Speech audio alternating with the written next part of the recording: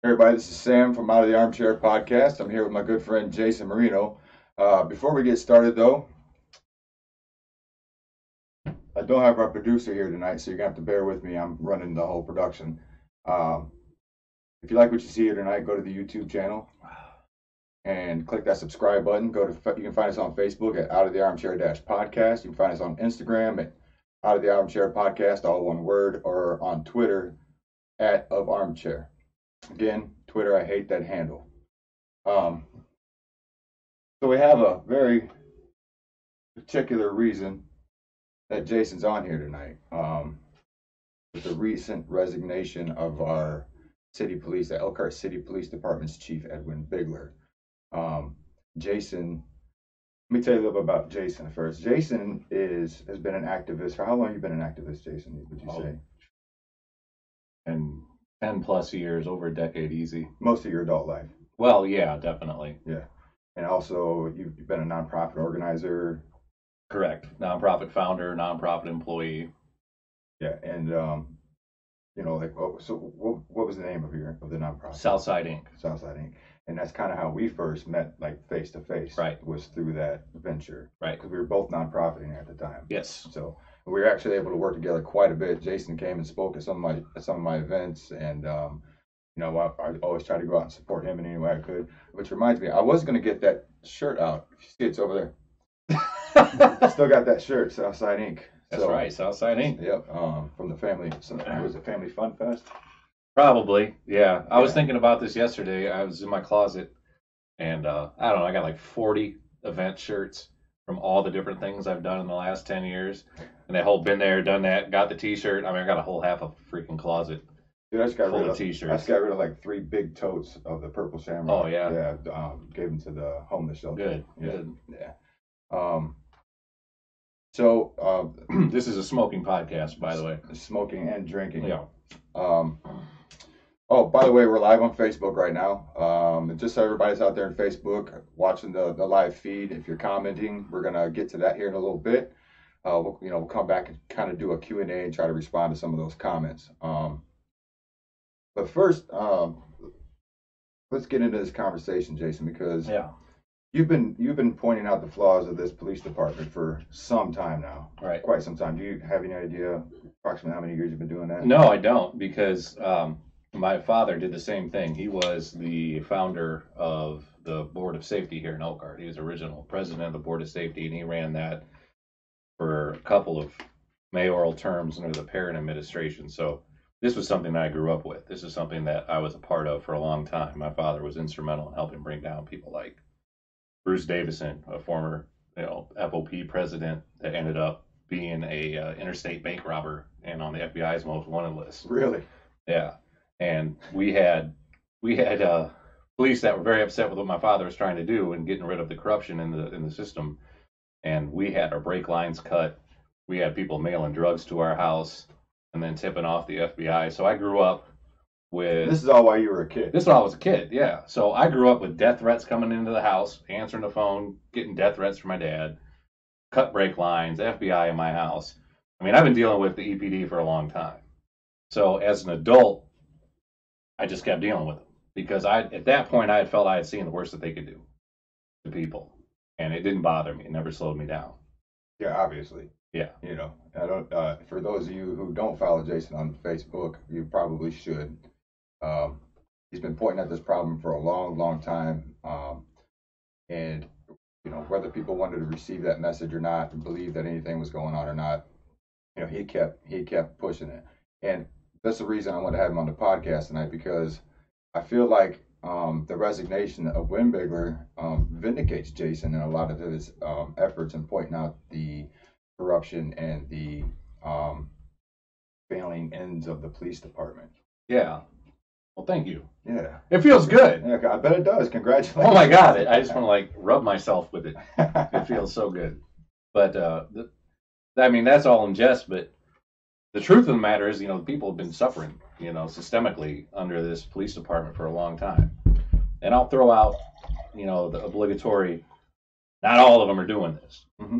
But when you look at the work that the South Bend Tribune's been doing with ProPublica, and you can see that this chief promoted, like, I think 28 out of the 34 promotions that he put through since he became chief, 28 out of 34 had disciplinary issues. Yeah, that was something I found extremely interesting. I didn't know that before. Right, and that's just kind of a testament to the culture, in which is what we're going to get into deeper here. And for those of you who tune in specifically to see that video is part of the culture. We've got a very special exclusive video that we're going to share with you guys tonight. And I'll let Sam figure out when he wants to integrate that into the system. But I encourage you strongly to stay tuned and watch, because as a guy who grew up with this in his house and his life, and it's part of my passion, I've seen a lot of stuff. But what I saw tonight and what we're going to share with you tonight just blew my mind. I've never seen. Yeah, it's pretty compelling footage. It's quite. And it keeps with the theme of the EPD's surveillance, where they're like, oh man, as soon as something bad happens, something questionable. Yeah, something questionable happens. Hey, we had a malfunction today. Yeah. Well, there was the whole. Hey, we weren't wearing our cams today. I think, I do want to applaud Mayor Nice's efforts in this, because, for whatever his motivations were, and I've got a pretty good relationship with Mayor Nice, as far as, a nonprofit or citizen, we've worked together a few times. So, I do want to applaud him taking the right action in this. Yeah, he did the right thing this time. Yeah, I know people were like, oh, well, it took too long. You should have did that in the first place. You should have done it a long time ago. But yeah, probably. But in this moment, it was more like he had to kind of see how this was going to go. Right. You know what I mean? And being a politician, I mean, the games that get played. Oh, so, yeah. I think he played his position smart on this particular instance. But, so, I mean, we're talking about Windbigler resigned, right? But he's only been the chief for 2 years. Yeah. So, I mean, and the corruption that you're talking about goes back beyond that. I mean, yeah, it's you're talking about when you were decades. Yeah. Decades. And so when you say part of the reason that perpetuates, right, that's allowed to have lived in our community for so long, like, well, okay, let me ask you, what do you think that is? It's a culture. It's a culture. It's like a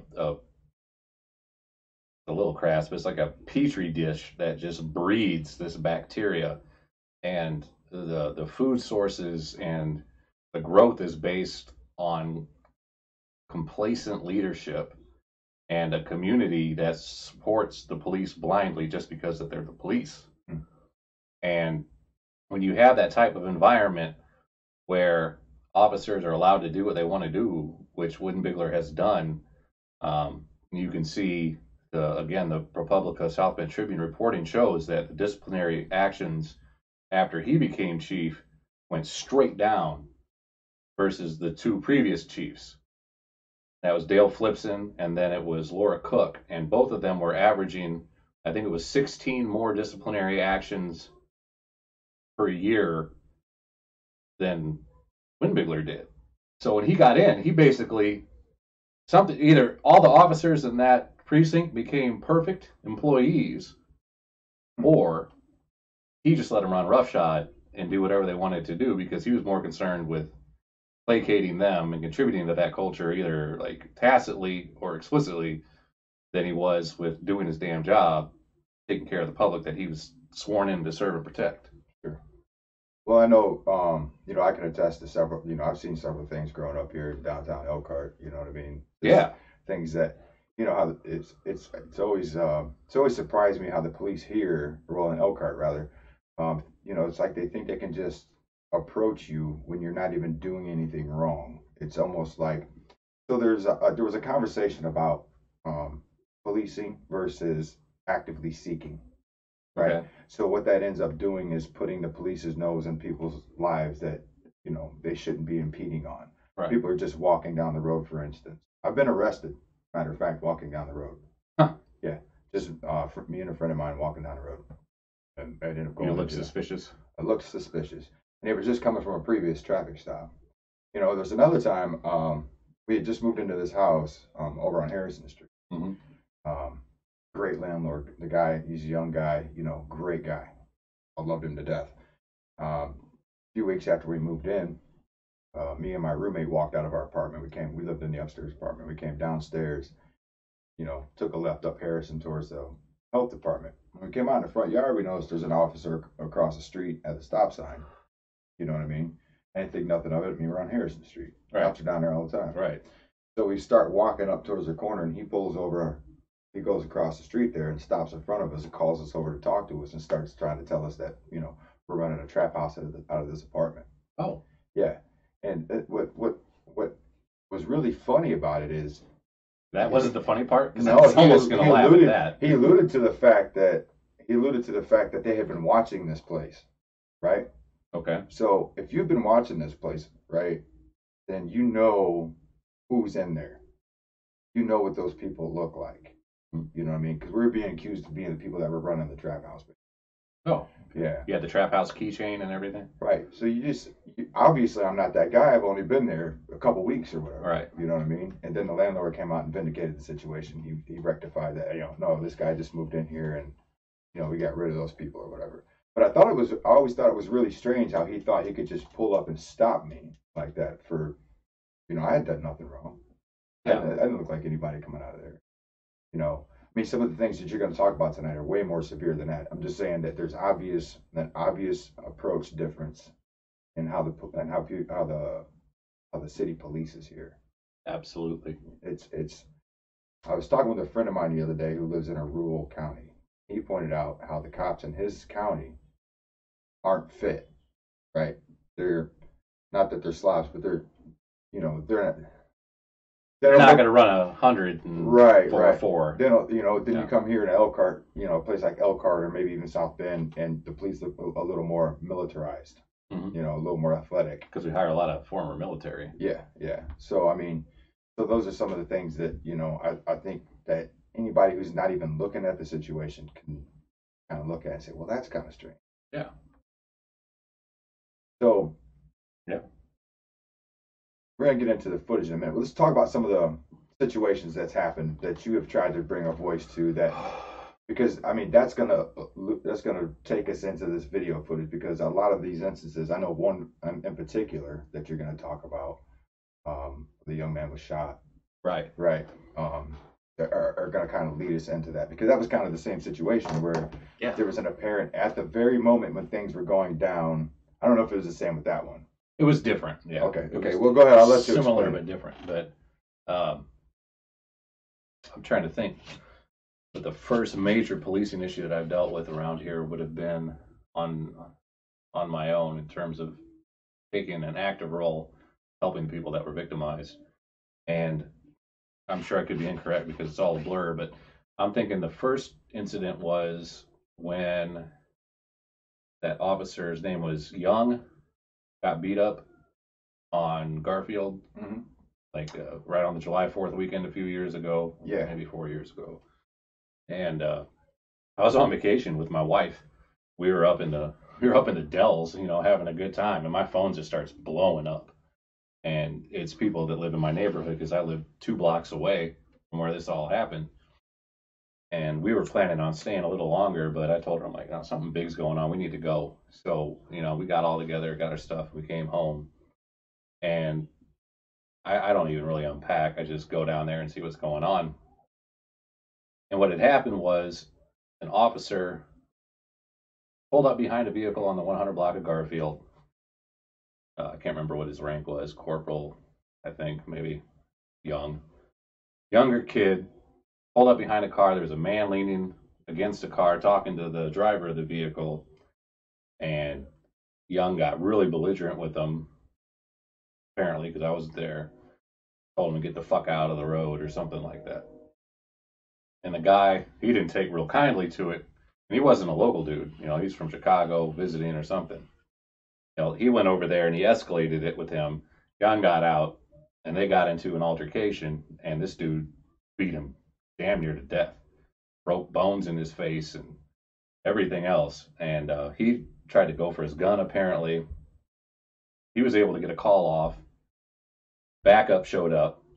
They got the guy, put him in a squad car, and that whole block was hot. Like, everybody was down there. It was like a real big social hub in the middle of the summer. So let me just reiterate: this is a guy that's not even from here.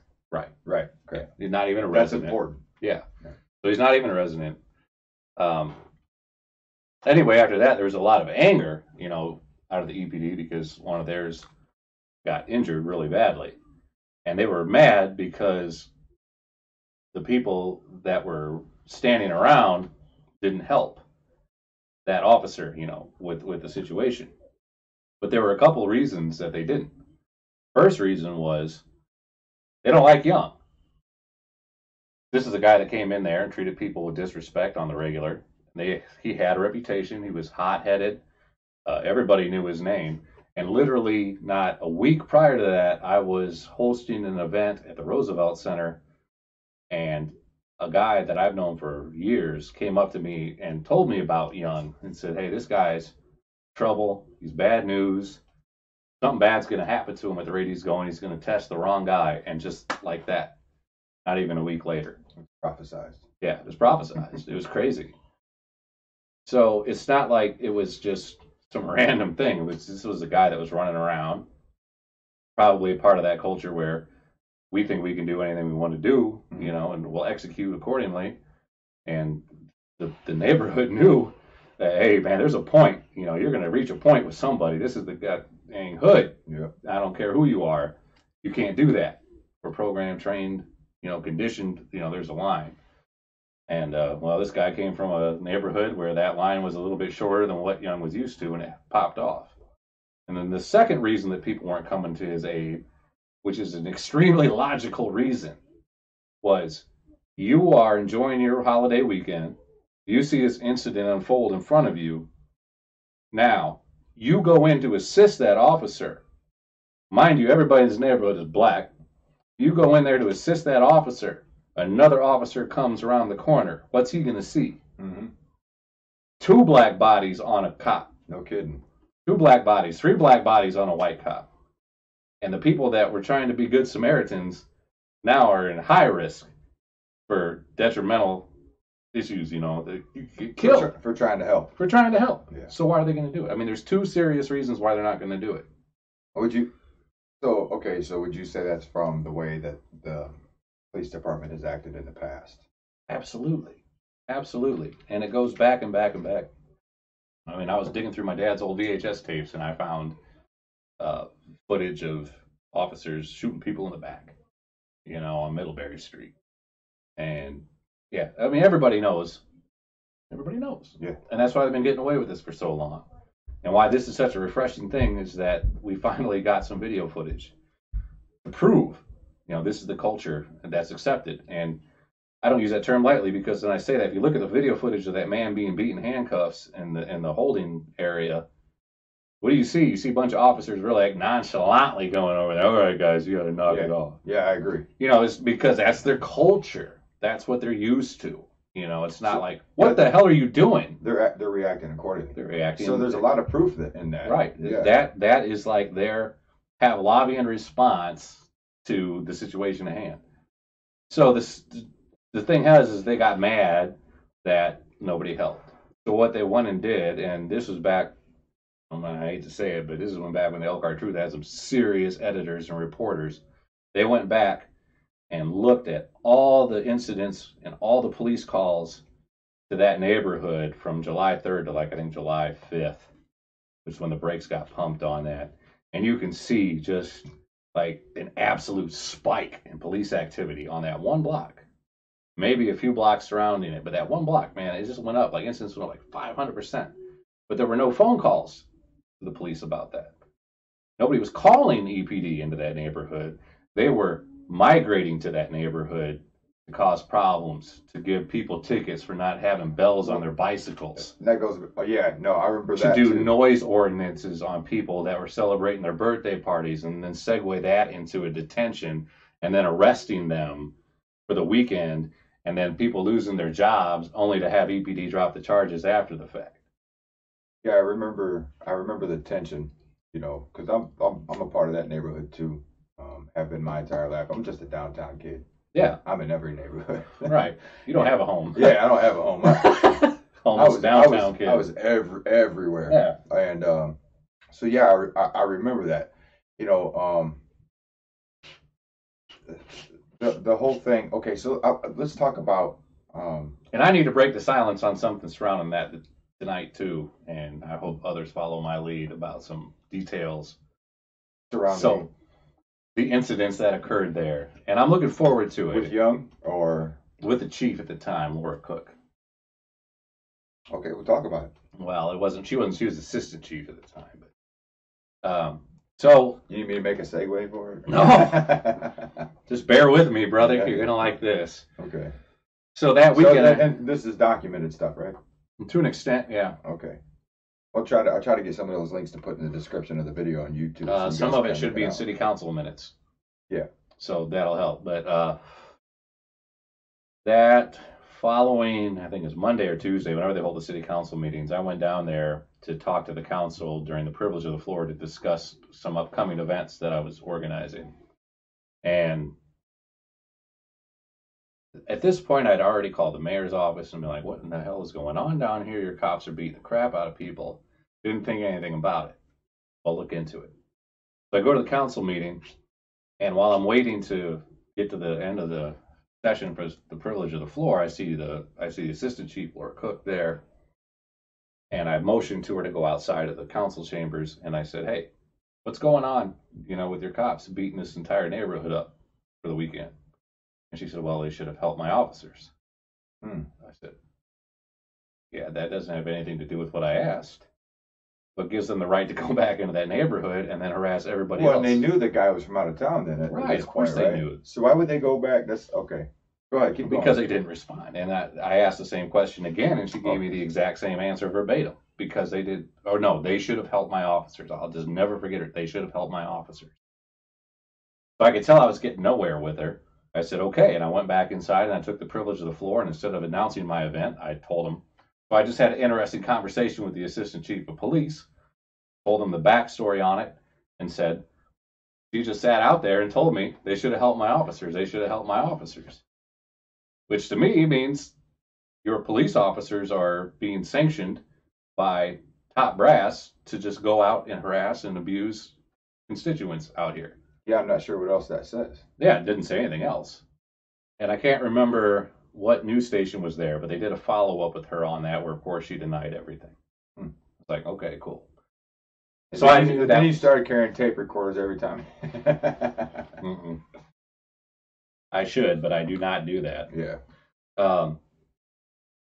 So anyway, that was when the big push for the body cams came, and we organized people around that because we wanted to have more accountability. We wanted to be able to show at a better perspective, and this was a national trend that was occurring. So we wanted to be able to get onto that, have some initiative and effort towards those ends. And we formed a citizens group, and we pushed and lobbied for it. And we had all the top leadership meet with. This is the part that I'm coming out with that hasn't been discussed before publicly. We had an event, or a meeting, I should say, at the Roosevelt Center. And in that meeting were several community leaders, not-for-profit leaders, pastors, representatives from the mayor's office, representatives from the chief's office, but the mayor and the chief did not come. And in that meeting, we were promised to get a full accounting of events that occurred that night and that weekend under the condition that we weren't to disclose what had occurred in the meeting. And I knew if I were to disclose it anyway, they'd just deny it like they had been and call it a lie. But now the the onus isn't on myself, but on the other leaders who were there that night. I hope you're watching, because it's time for you to back me up on this, because the circumstances allow it, call for it. But it was that night that Chief, now or then Assistant Chief Cook, admitted that she and others told them to go back there and told them to go back into that neighborhood and harass people, told them to go make arrests that weren't right, told them to send a message to that neighborhood about who's in charge. So, and I guess I don't personally want to add any pressure to the situation, but I think, if you're going to come out with some information like that and, back up the claim you're making, right? If these other community leaders are going to do that, now's the time. Yes. Because, now you have the perfect opportunity where I don't think you'll get a lot of backlash. Because I would like to see some of that put out into the public sphere. We always talk about all this stuff that's going on, and a lot of people are skeptical about the things that go on behind the scenes because, like, they don't have the opportunities like you and I have had where, we've actually... You get a glimpse. You're behind the curtain. Yeah, you're behind the curtain. You're actually working with local politicians and stuff like that. And I have to say that, there's some really good, great local politicians. Maybe you don't agree with that. I don't know, but I think our numbers might be different. Yeah, there's a couple of you guys I think are really cool. I know one. And yeah, one definitely. And I don't have his permission to mention his name tonight, but this guy goes out. And he'll come and help you move your furniture. Right. You know what I mean? Like, this is a guy who gets into the elbow grease of the community and actively helps people on a regular basis. Yeah. I do believe he started. I don't want to say it wrong, but I'm just going to paraphrase, like a Hispanic coalition, where he was basically trying to uplift the Hispanic community. Oh, that's this awesome. is before all the immigration, like the real noise, hard immigration noise started coming about. You know what I mean? Which I thought was really great. So I want people to know that there are good politicians. That it's not like our whole entire city's corrupt. Just a fair amount of it. And I'm being generous. In one form or the other.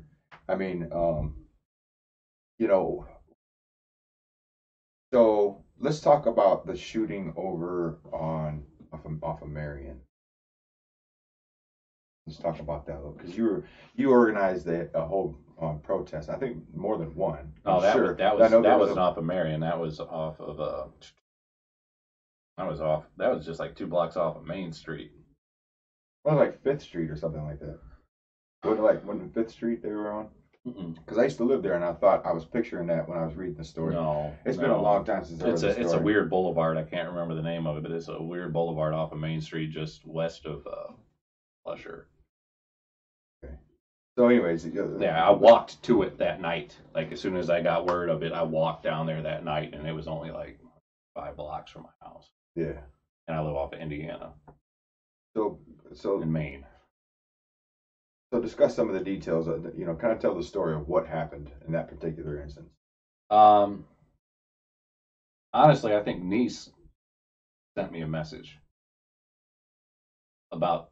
I'd seen something on Facebook, and then I think on my way there, Niece sent me a message, the mayor, and told me that there was a shooting and everything looked legit. And you know me. Okay. Born skeptics. Yeah. I'm walking down there. I'm going to see what's up. So I went down there and wait. Just for a second, let me unpack that a little bit. So he initiated the conversation with you? Yes. I don't have the cell phone that had that old message on, but yeah. Do you think when he got to the edge of the story, he thought, man, I better contact Jason? Probably. What's going on? Probably. That just kind of tells you a little bit about. Okay, so go ahead. So yeah, I went down there, and that was the night that they shot Norman Gary.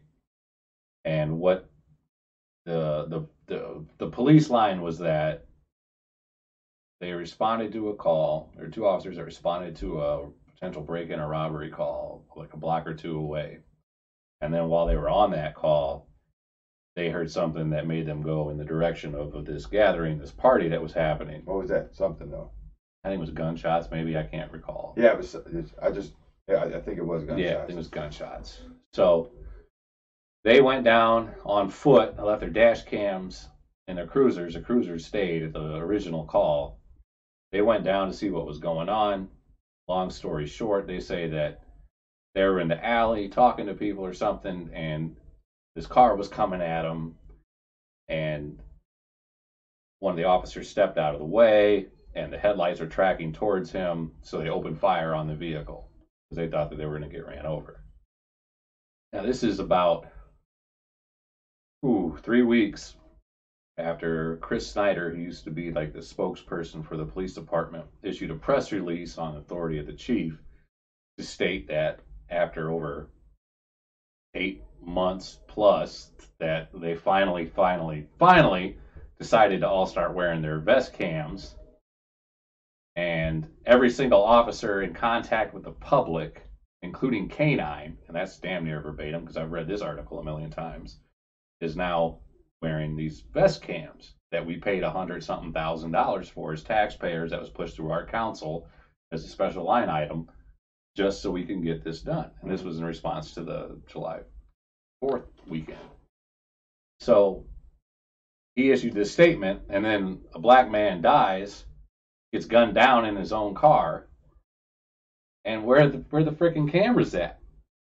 Oh man, my battery died. Oh, mine didn't work, so I didn't bring it. And then there was another officer at the scene, and they didn't even acknowledge his existence at first. They just tried to say it was these two officers, but there was a third one there. And now the third one doesn't have his camera footage either. So, and how does that happen? yeah, that's just too damn convenient. So then the city releases a report saying that they had gotten faulty cameras that they had problems with a lot of them, and they sent them back and got different ones, correct? Well, yeah, they said, oh, well, we can't figure this out. We don't know what's going on. We're having problems. But the funny thing is that the Elkhart County Sheriff's Department's got the exact same damn camera, model, brand, make, year, everything. Yeah, but those guys...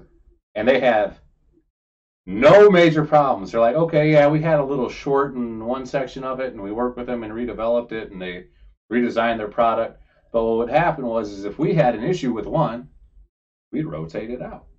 We'd swap it with another one. And this makes sense. Go on about our business. But EPD wasn't doing that. So I can't remember if the reporter, I think it was Molly Jirasek, and she used to work for WNDU or SBT, I can't remember. She filed a Freedom of Information Act or records request for the city, one of the two, and she was able to procure the logs for the checkout for the cameras for EPD. So they have a checkout sheet. Mm-hmm. And in that checkout sheet, it was showing that like 60% of the officers that were on shift were actually using cameras. So even after, and this happened, her records went all the way back to when the statement was released. The day of the statement, 60% of their officers were using them, which means 40% weren't. So they're releasing them statements to the public saying we're using these things, while damn near half of their cops aren't, and they know it. And that trend just continues and continues. But for that night, for 3 of them, that's against their own bullshit odds, because they're telling us that only 60% of our officers are doing it. So according to those numbers, at least 2 of them should have worked. Exactly. Yeah. Exactly. Or 1.5. But here's the interesting thing that's just coming to light too. His family filed a new lawsuit. Whose family? Norman Gary's family filed a new lawsuit and named the officers in the city in it. And in that lawsuit, they claim that after the shooting, the chief pulled those officers aside against standard. Well, whenever you have an officer involved shooting, the Indiana State Police automatically take over for investigation. Standard operating procedure for every single police department in the state of Indiana. If you pull a trigger, someone dies, ISP comes in, they do the full investigation. What they did, though, to thwart that investigation was the chief pulled these officers, well, they claimed that the chief pulled these officers aside, which is true, as far as I know from my records and my interviews with people, and powwowed with them, and then brought them back. So it's like he gathered these guys up, came up with a game plan, made sure everybody agreed on it, and then they went on and dealt with the state police, which looks suspect as all hell. So you've got 3 cameras that aren't there, batteries died or aren't working, or you've got, or not or, but and you've got them breaking aside and coming together to get their stories straight, which, I mean, the combination of the two is just crazy. And that's why we were so voracious in our attempts to deal with that situation. And people want to say, oh, well, they were cleared by a grand jury. Of course they're cleared by a grand jury. There was no evidence. So here's something. There's no video evidence of what happened that night. Here's something I want to point out, okay, is it's not like, it's not, and, you know, I'm not trying to point fingers at Maronese or anything, right, because I don't think it's necessarily his job, right? That was kind of Windbigler's job. I mean, it is his job to oversee what goes on there. Right, but it's his appointee. Yeah, it's his appointee, right? It's his minion. And what I think is important to point out is, if you have all this controversy surrounding your, I mean, obviously, I mean, you have been making a big, I mean, I can attest that you were making a big stink about what was going on out, especially on the south side. Yeah. You know what I mean? Between the police and there's an obvious breakdown. We've been talking about it for a long time. There's an obvious breakdown in relationship between the police officers and the community there, especially there. I mean, I think it rings true in most of the downtown area, most of the even less historical neighborhoods. Yeah, the historical neighborhood. Yeah, yeah, where it all began. You know, we're not talking about East Jackson. No. No. So, but I think, you know, when you have a situation like this where there's all this controversy surrounding this particular police department, right, that having these body cams would be of utmost importance to you. Yeah. Make sure to, for nothing else, right, than to free your officers of this scrutiny right. that you're telling people isn't happening.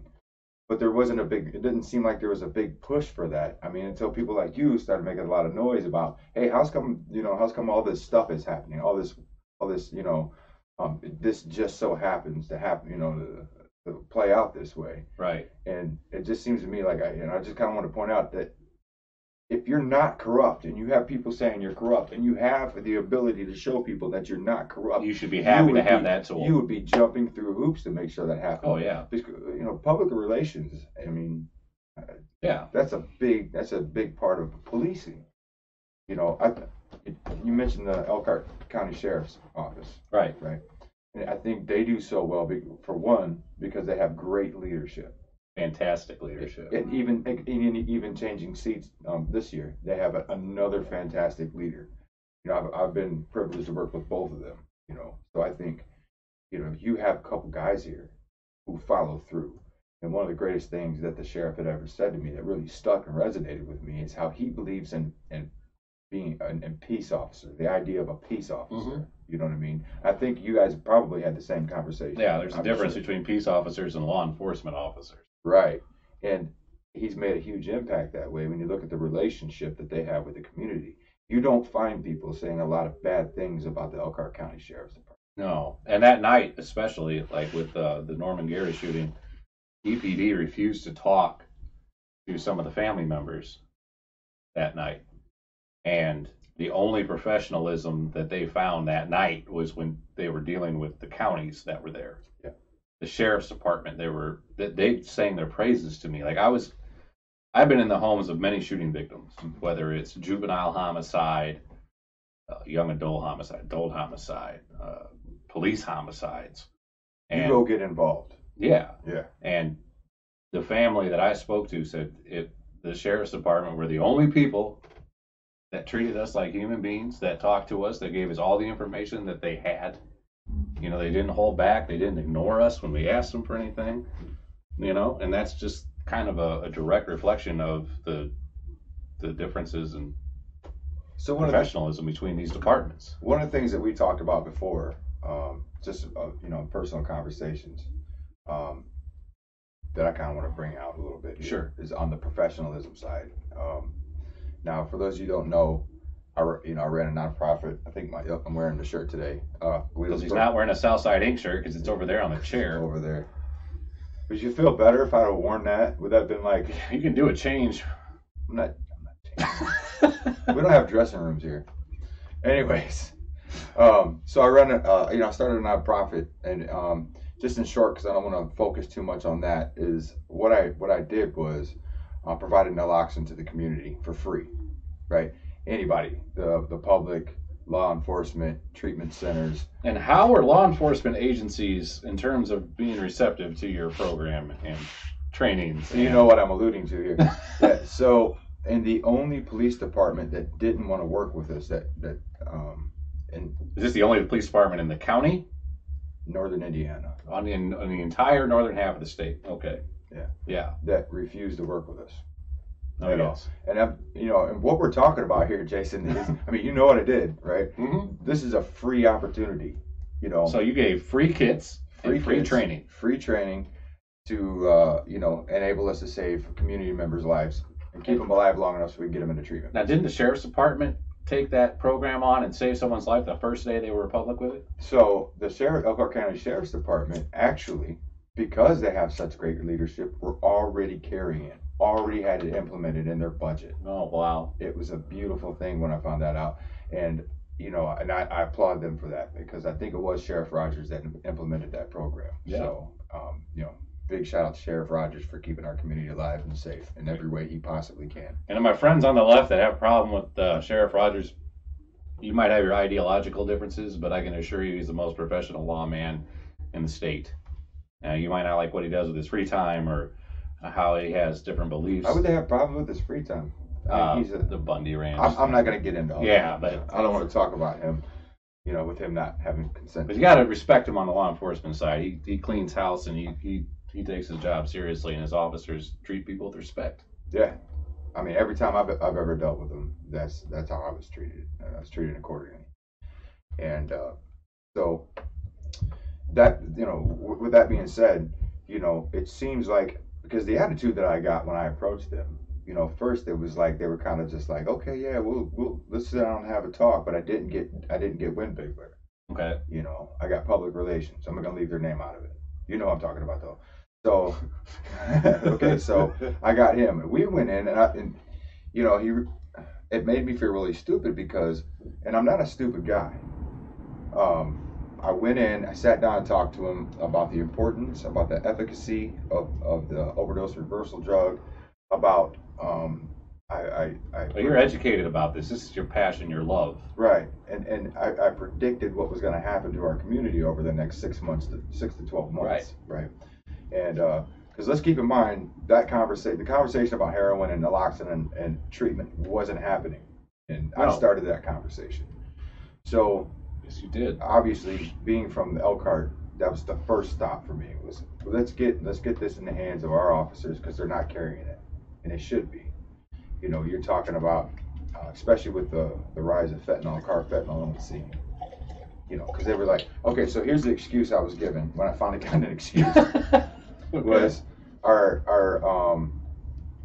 paramedics are quick enough to respond that there's no need for the officers to carry it.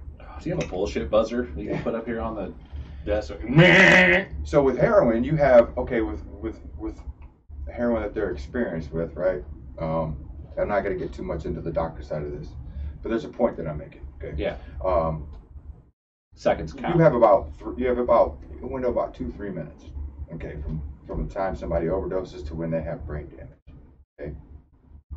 Now that's an incredibly short amount of time. It is, and that amount of time gets shorter when you start talking about chemicals like fentanyl and carfentanil, because it has such a high rate of efficiency, and it floods the brain a lot quicker and causes these. Because basically your brain shorts out and shuts down your respiratory system, so you self-suffocate when you overdose. Right, and that's the brain damage. And that happens, yes, in pill form. You can overdose on pill form, not just heroin. So, as that, I brought that, when they gave me that excuse, that's kind of what I said, well, but you're talking about, saving somebody's life. You have to think about the time it takes for you to, I went through the whole thing, for somebody to call. Did they ever tell you that they used to brown out station number 2 for staffing shortages, which is the one that's on Benham and Hively, or Benham and Lusher? And that slowed the response times? What do you mean brown out? They wouldn't be able to fully staff station number 2. Well, they wouldn't be able to fully staff a station. So what they would do is they would shut down Station 2 and then have calls come from downtown. So Station 2 would get browned out regularly and all the calls would go to downtown. Explain that term, browned out. It means they just shut it down temporarily for a shift or two. Okay. Because they couldn't staff it, so it shortened or increased response times in that neighborhood, South Side, because we had to wait for downtown to get all the way. So why? there, Oh, okay. So I see what you're saying. So why they're which trying exponentially increased the amount of time for the potential brain damage. Yeah. I didn't tell you That's that, interesting. did they? No, they didn't. That's pretty interesting. That's so pretty it's kind of like here you are. Here you have a station. Basically, their representative is saying, "Oh, we have no problem with response time Until we close one of our stations down. right? But we have to have these other stations.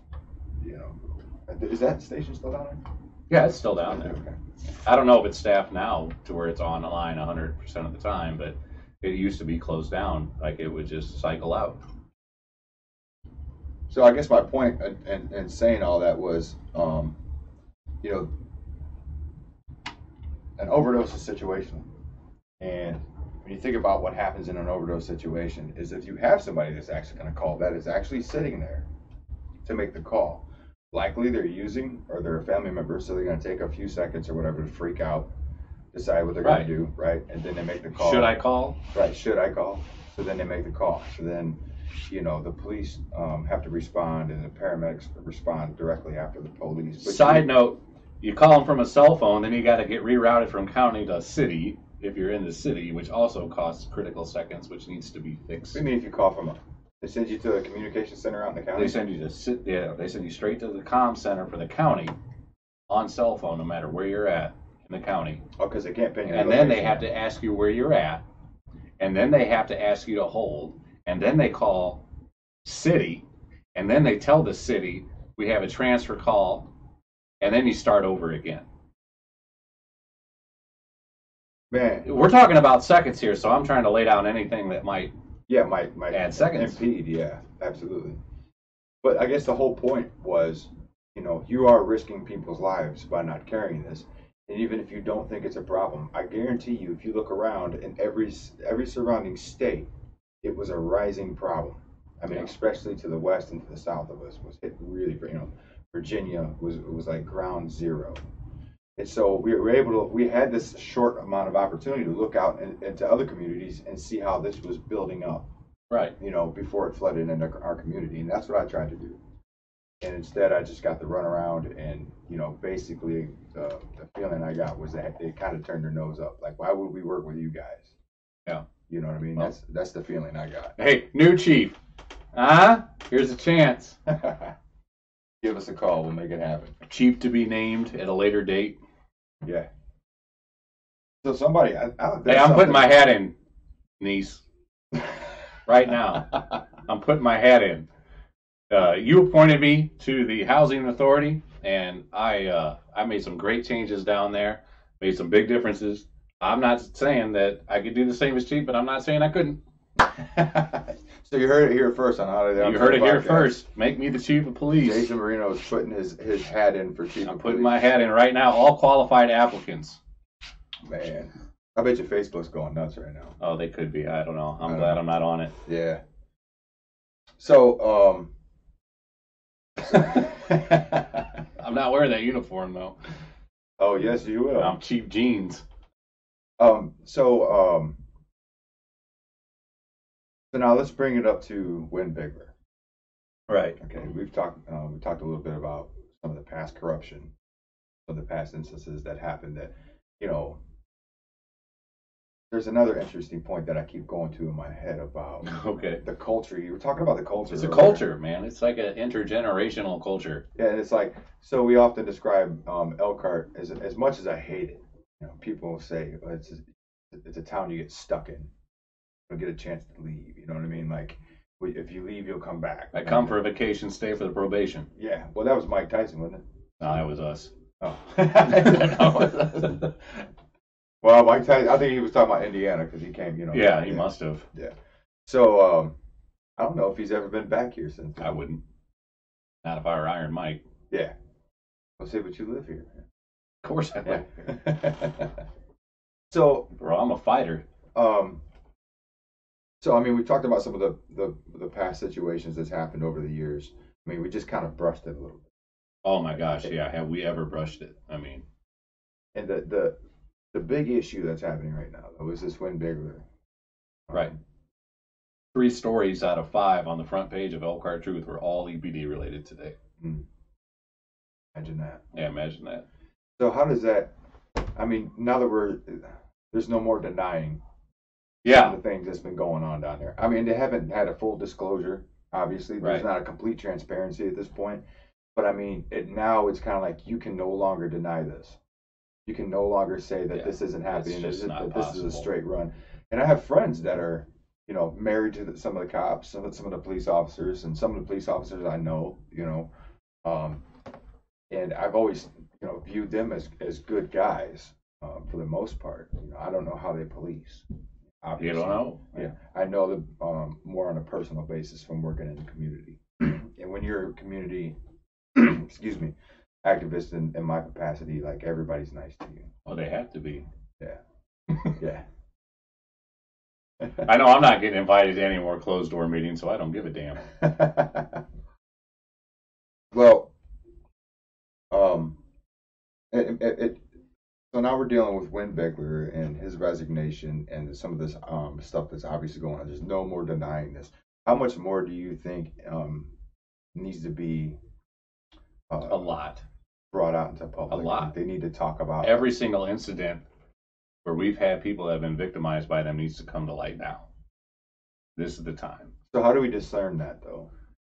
Because there's some of it's just so self-evident. Right, but I mean, obviously there are some people who will claim they were treated in some way, but maybe they were being an asshole or something like that. So okay, well then that's fine, but that doesn't mean you throw the baby out with the bathwater. Right. It's one of my favorite terms, by the way. Right. I just picture that little poor kid flying through the air, scared, distraught, confused. But no, I mean you're gonna have. Was his mother's name Brenda? Yeah, Brenda. Anyways, let's not touch that. Anyways, so what do you think? So what? I mean, just like anything else. I mean, the truth comes out. The student of civil rights, one of my favorite expressions, and God, I hate to misquote it, but I hope it was Dr. King. But it was, if not, it was one of the great leaders of that era said, "Sunlight is the best disinfectant." Sunlight is the best disinfectant. You shine a light on something that is unclean, and it will kill it. And that goes back to my reference with the petri dish earlier. You got to have dark, damp, bacterial conditions, but you put a sunlight on it, and it all dies. Yeah, and this is what we need to do. I've been a victim of EPD ridiculousness, not to an extent that some people have. I was on a date with a girl in high school, and I pulled over into a gas station. So you've been harassed in other ways, though. Oh my God, yeah. I was on a date with a girl in high school. Pulled over at a gas station on East Jackson, right across from Family Video. Being chivalrous, it's cold, had a shitty car, the heat didn't work. Johnson Street. Yeah, on Johnson Street. So I pulled over, I got out. It was like 11:30 at night. Got out, gave her my coat, got back in the car, turned back onto Johnson Street, was heading back towards downtown. Next thing you know, I got a cruiser behind me. I'm like, well, that's interesting. They pull me over to the Kroger's on Johnson Street, and I'm waiting, and I'm waiting, and I'm waiting. Another cruiser comes flying down the Johnson Street Bridge. Another cruiser comes flying down Beardsley. They triangulate me. How long ago was this? You said it was a girl you were dating, right? 97. Okay. Did you have a reputation at that time? That's important to talk about. No, this is the funny part. You're going to love this part. That's kind of what I was hoping you'd say. It does get a little comical. Not like, no, they all know me. Well, yeah, they did. In a way. My dad ran the board of safety at that point. I was going to say, maybe they heard that name Moreno and was like. So, I'm like, I'm just confused, I'm like, I wasn't speeding, I wasn't doing anything. The car's legit, license plated, insured. It's a damn station wagon, dude. What am I doing?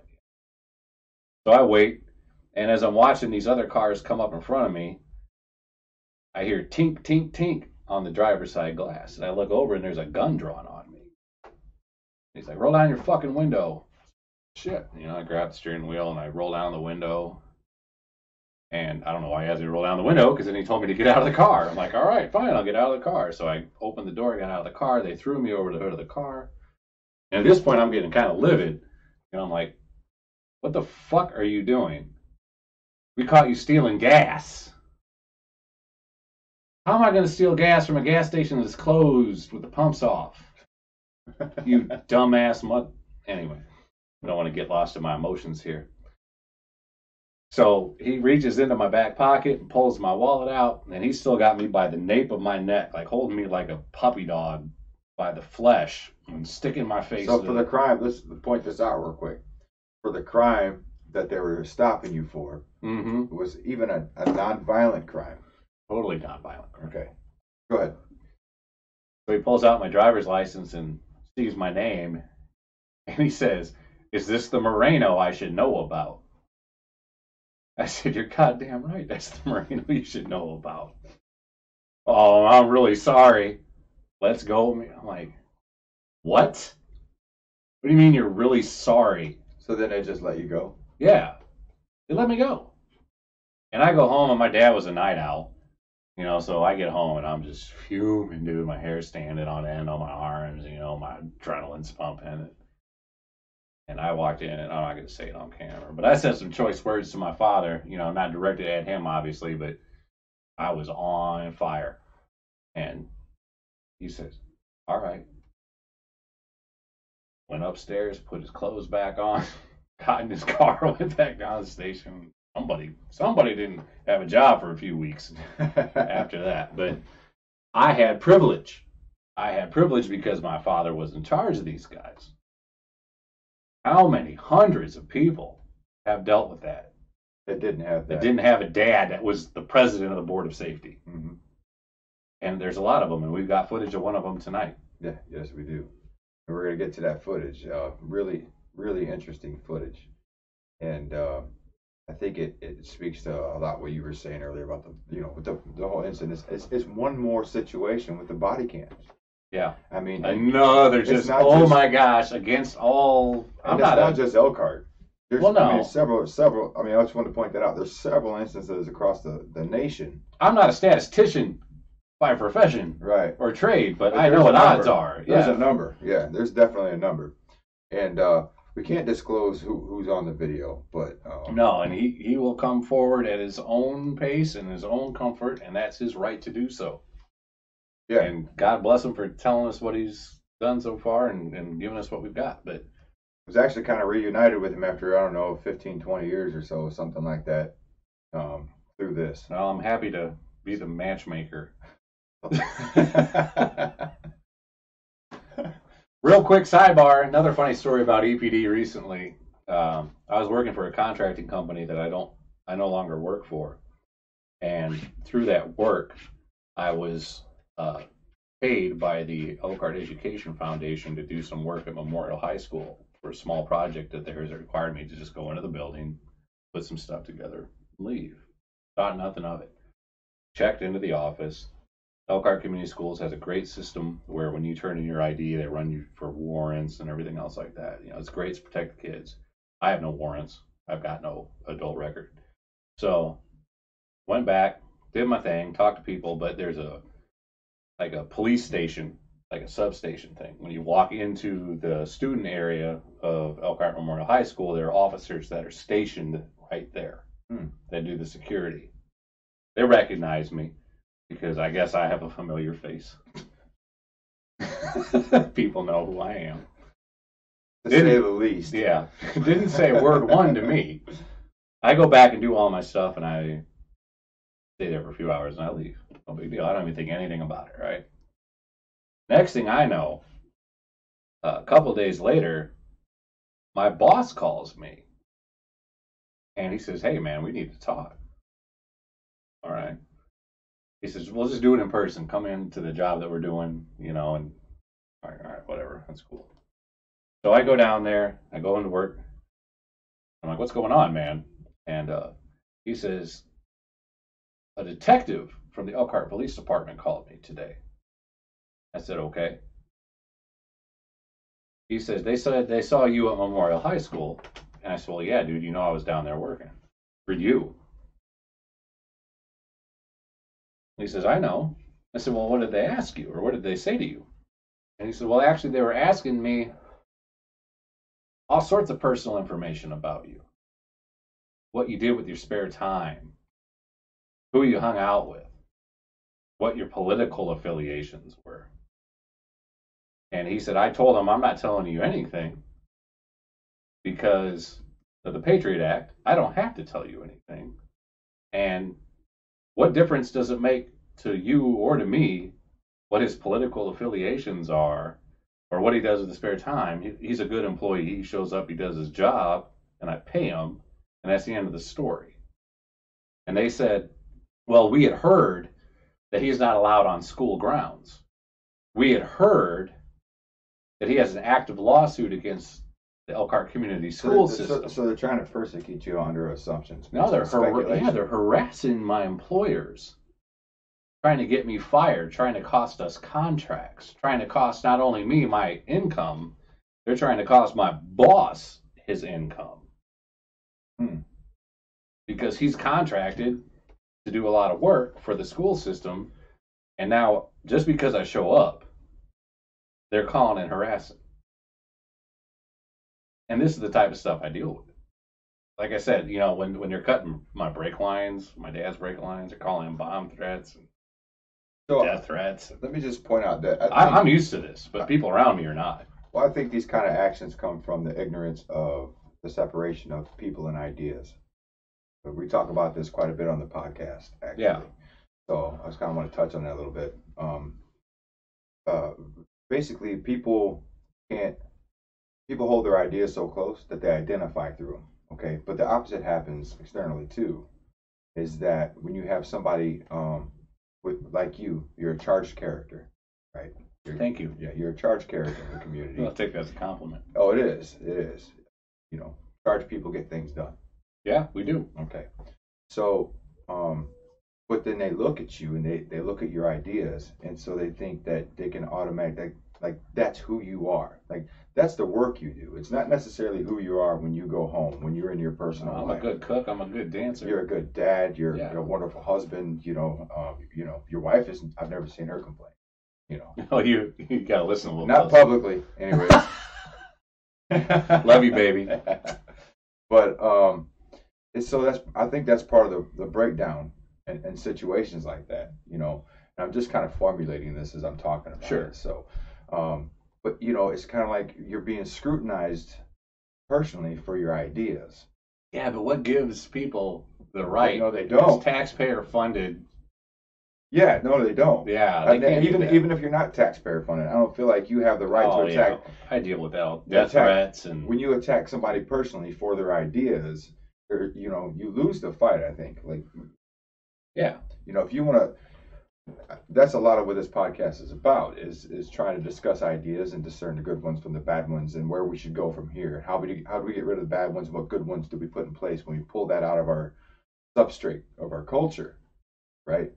And so we, you know, the conversation being around ideas, I think it's interesting that when people, you know, officers or whatever that have harassed you, when they see you in public, the first thing that comes to their head is this is not a citizen of they don't think, well, this is a citizen of the community I protect. Oh man, they contextualize it. Right. They say, oh, this is that, you know, left wing liberal, you know, or whatever it may be. Pain in my Yeah, you know, and it's just like, you know, if you want to attack somebody's ideas. And in all fairness, I got pulled over by EPD a couple days ago.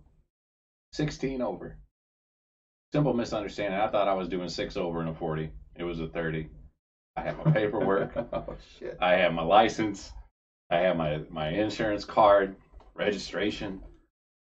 Got a warning. Well, that's good. He was real cool about it. He didn't give me any grief. You know. Was he new? So. Yeah, like 2 days old. Yeah. I think I'm part of the training program now. That guy got hired while you were. Yeah, I really think I'm part of like the basic training at EPD. This is how you holster your gun. This is how you fill out a report. This is Jason Moreno. Here's a picture. There may be some truth to that. There might be some truth. I worry that there's some truth to that, man, because, I mean, if you follow, I mean, it's funny because you've been doing if they have a training manual, like a bound training manual with a spine and little plastic covers, And there's a page on. I will autograph any one of those that they want to bring to me right now. I almost busted an inappropriate spine joke. I will sign it. Like, is there anything with this? So, sorry. And that goes back to the video we're going to show you in a little bit. Sorry to my friends who are police officers. Yeah. You guys are great. And there are good ones out there, but Yeah. man, you guys, can you call yourselves good when you're in the midst of all this corruption and not doing anything about it, man? There's your thought for the night. Chew on it. Well, it may go back to what you're saying though, about it being the culture. It's just like you're saying when you look at the way the other two officers reacted, which one of them was mayor's son. Yeah, it was the mayor's son. And I've had interactions with him. He's been professional with me, but again, it could be because of circumstance. But you know, well, I think it's some of the culture. Yeah. So somebody, my wife and I were talking about this earlier. She had pointed out how they reacted. You know what I mean? How it was almost like, oh, this is kind of routine. Yeah. That's okay. Exactly. Let's break this up. This is just another day. That really, I mean, you know, you think about the two officers that actually physically assaulted the guy, right? Yeah. And everybody's looking at that. But I think it's important to look at the other two officers that were in the room and how they reacted. There were more than says two. a lot about the police. There were more than two. I don't know if you ever saw the other camera angle, but they released a separate camera angle. I seen the one room where they had him and the two officers, and then there was a two standing by the door. Right. And so that angle you were looking at was one that was kind of directed immediately towards the action, and then there was another one that was directed back this way, and there were even more officers there. So I think there was a total of 4. I'm not going to stand on that, but I think there was a total of 4 I know there present in addition to the 2. Oh, okay. Okay, Yeah, so there's actually 2 more did outside of the door. right. Okay, because Like, I know there were 2 standing around the in corner. Door. I think it was Mayor Niece's son that was one. He was one of them for sure. Yeah. Yeah, and you know, I'm not speaking his professionalism or anything, but I am speaking about the culture. I think it has a lot to do. I mean, I think it says a lot about this particular situation we find ourselves in, because it's like you're saying, you got a guy like you and several other people in the community too. Okay, that are saying this is happening. This is happening. Look at this. You know, pointing this out and saying, look, we know this is happening, because you can look at all the stories that have been put together, and once you collect those, I don't think there's any denying that something was wrong, right? Am I right in saying that? Well, it depends. Well, we have a term called bootlickers. Are you familiar with the bootlicker term? Somewhat. Maybe not in this context. Bootlickers is a euphemism. I don't know, we call it euphemism, but basically like a synonym for cop worshippers. Okay. People that just can't see any damn wrong being done. Okay, yeah. And it's kind of a throwback term to Stalinism and things like that. Right. Okay. But yeah, to them, I mean, they could, and like one of them showed up at a town hall meeting or a council meeting that the Elkhart Truth covered in a story today, and they were talking about, yeah, if somebody spit on me, I'll show them what happens, you know, just like that adamant about. I mean, I don't understand people like that. Like, do you really think that's the culture we live in? I mean, it's like, so you got a handcuffed guy that spits on you, as a paid law enforcement officer, you're usually going to beat the hell out of him. I mean, but there's a lot of people that feel that way. Like, yeah, well, I would have done the same thing. Well, great. I'm glad you're not a fucking cop. Yeah. Well, you know, it's funny because some of those same people, I'm just, you know, bring this up because it's that time of year, you know, the goodwill towards men, you know, the love for all, you know, the humanistic side of it. Not delve into the hypocrisy of the. Right. That's kind of what I'm getting at. That's a 5-hour podcast. Yeah, I bet you these guys. Yeah. Yeah. Maybe we'll leave that one alone. 5-hour podcast. Yeah, let's hit the reverse. Yeah. So we're talking about, okay, so let me finish making my point, and I think we should get into this footage. Yeah, that's great. I appreciate everybody's patience on this. I know that you want to see this, and I'm glad that you stuck around and listened to everything else, because this is just as important. Yeah. So like I was saying, let me kind of wrap this up a little bit, is when the culture is built this way, or that this kind of stuff is normative, right? These nonsensical actions are normative in our culture, and not just the police culture, but even the culture in the community, because you can see that in the pushback and some of the things that you were trying to do. Now, not everybody agrees with your approach, but I can understand your frustration. I think that's important to note. Yeah, all these job opportunities and promotions I've had to deal with because I stood on the right side of an issue. You know who you are. And you dealt with this I mean, it's important to point out that you dealt with this with civility in the beginning. Yeah, to an extent. Right. Trying to get your message across. Dude, I'm from the South Side too, though. Yeah.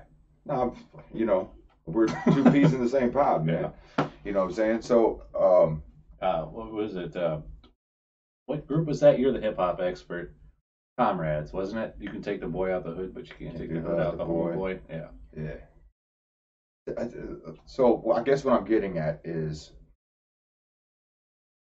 you've been pointing this out for a long time, and I think it's important to note that some of your frustration and some of your outlash is probably warranted.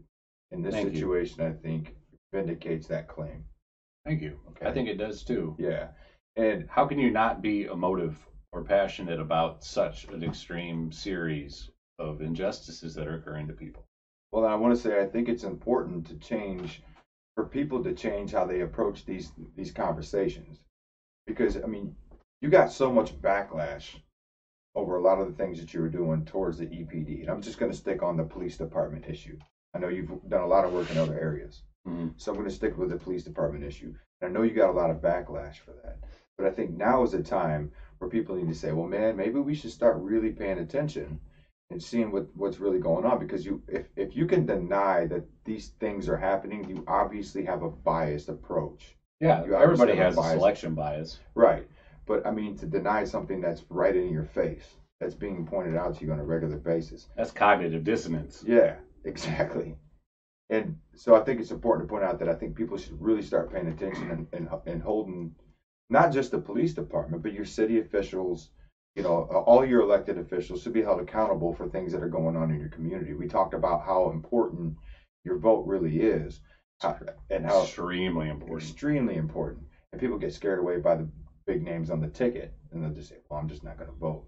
Well, then you allow things like this to happen. Man, you got to vote. You just have to vote. Yeah.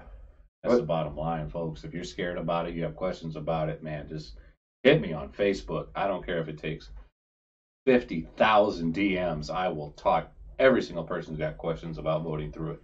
Yeah. I mean, well, and we talked about when Aaron was on the other night. We had him Saturday night. We had probably one of the better podcasts that we've done so far with him, actually. Until tonight. Line drawn in the sand. So, was one of the things we were talking about, and we kind of ended the podcast on it, was how people get scared to vote, right? Because, you know, they don't want to vote for Trump, or they don't want to vote for Hillary, they don't want to vote for Obama, or, you know, whatever it may be. But when you do that, when you walk away from that vote, you essentially leave your community's ass hanging out. Yeah, you do. Yeah, because the most important part of your vote is in who decides and you disrespect if a road's going to get paved in your front yard, or how your police department is going to be ran, or how your court system is going to be ran. Oh yeah. What's the culture going to be like in that? And so your vote has a lot to do with that. So I think it's important that we point out that, you know, if you want change in your community, be active. Gotta vote. Yeah, gotta be politically active. I'm not saying you gotta go open up some nonprofit. Again, 50,000 DMs, I'll take them. Just talk to me about it, please. Yeah, because this is super important, because I think our area is a lot more liberal than our polls. They are. Mm-hmm. They are. You know, our 4th, 5th, and 6th districts turn out at about 18% on election day for city politics. 18%. 18%. Should be ashamed of that. If every single registered voter in 4th, 5th, and 6th districts around the South Side came out to vote, we would take care of the 4th, 5th, and 6th seats. Well, not just the council, side, because 1, 2, 3, we'd own all 3 at-larges. We'd own the mayor. We'd own the judge. We'd have them all accountable to us, but we don't do it. I'm scared of the word own. Own means make them accountable to us. Right. We voted for you. You are in office because of us. Right. Well, that should be the notion. Represent us as part of your duties as a representative elected official. Well, that should be the underlying statement anyways. Yeah. You know, but it's not. But guess who votes? Not in disproportionate numbers. Mm-hmm. 1st, 2nd, 3rd district. I can't tell you how many times I've gone on an election day to St. James, to Tolson. Still my letter. St. James to Tolson, and seen a trickle of people going in to vote. And then I go up to the north side, hit their polling stations, north side gymnasium, Granger Community Church, 75 people waiting in line. Yep. Outside. No parking. outside of the Hell, that's building. how it was here in Osceola for most of the day. It's crazy. Yeah. And that's why they get their Dickersons, their Hankies, the people that shut down the Tolston Center. That's how they get it. Yeah, No. you want to get into that? Another podcast. Okay. You got it, another podcast. So yeah, people, it's important. You know, we often, you know, when I'm on Facebook, and I'm not even that politically driven as somebody like Jason or Aaron Mishler or, you know, several other people that, you know, that are involved in our politics. But you see all these people that are complaining about the situation in their community and things that are happening that aren't going out and voting. Okay, as much as you want to say that your vote doesn't matter, to us it does. To the South Side, To it your does. neighbors, it to your does. neighbors, it does. To you. To you, right? Because like I just said, these are people who are deciding where roads are going to be, if they're going to put a road in your front yard, right? Or Right. What new sidewalks and curbs and streetscapes and assets and TIF money. what type of characters are going to be your leadership? If you don't know what TIF money is, you need to look that up. TIF. You know, big stuff. So yeah, so I don't want to spend too much time on that, but I really, you know, I feel really passionately about that. That people really need to get out and vote, and it's not just about the damn president. No. Yeah. Man, you barely get touched by Yeah. those major elections. Yeah. You get touched big time by the local elections, which we don't turn out at all for. So let's preface this video a little bit. Okay. Let's rewind a little bit. Let's go back to the body cam stuff. Okay. All right. So, yeah, what we talked about a little bit earlier was the lack of footage at the Norman Gary incident, which is too convenient. And in my private conversations with certain attorneys in this city and in this county, there seems to be this trend where any type of footage that is provided as part of a records request or subpoena to the Elkhart Police Department either is damaged, destroyed, or lost. And this video that we have here tonight. How many instances of that do you know of? How many instances? Can you give us a number? No, I really can't. I mean, I just don't have the data. But when the attorneys that work in this county are telling me this on the side, you know that there's an incident, you know, or two, or 20, or 100, or 1,000. You just don't know. That's the nature of the beast. But what there is you can see a trend of we have footage that's missing or damaged or, you know, anything else that they can come up with. Or they left their cars parked around the corner. Yeah, EPD only. EPD only. Never have this problem with county. Never have this problem with Goshen. What about South Bend? Never had a problem with South Bend. South Bend. South Bend's pretty progressive and ahead of our time, anyways. Yeah. It's like being the skinniest kid at fat camp.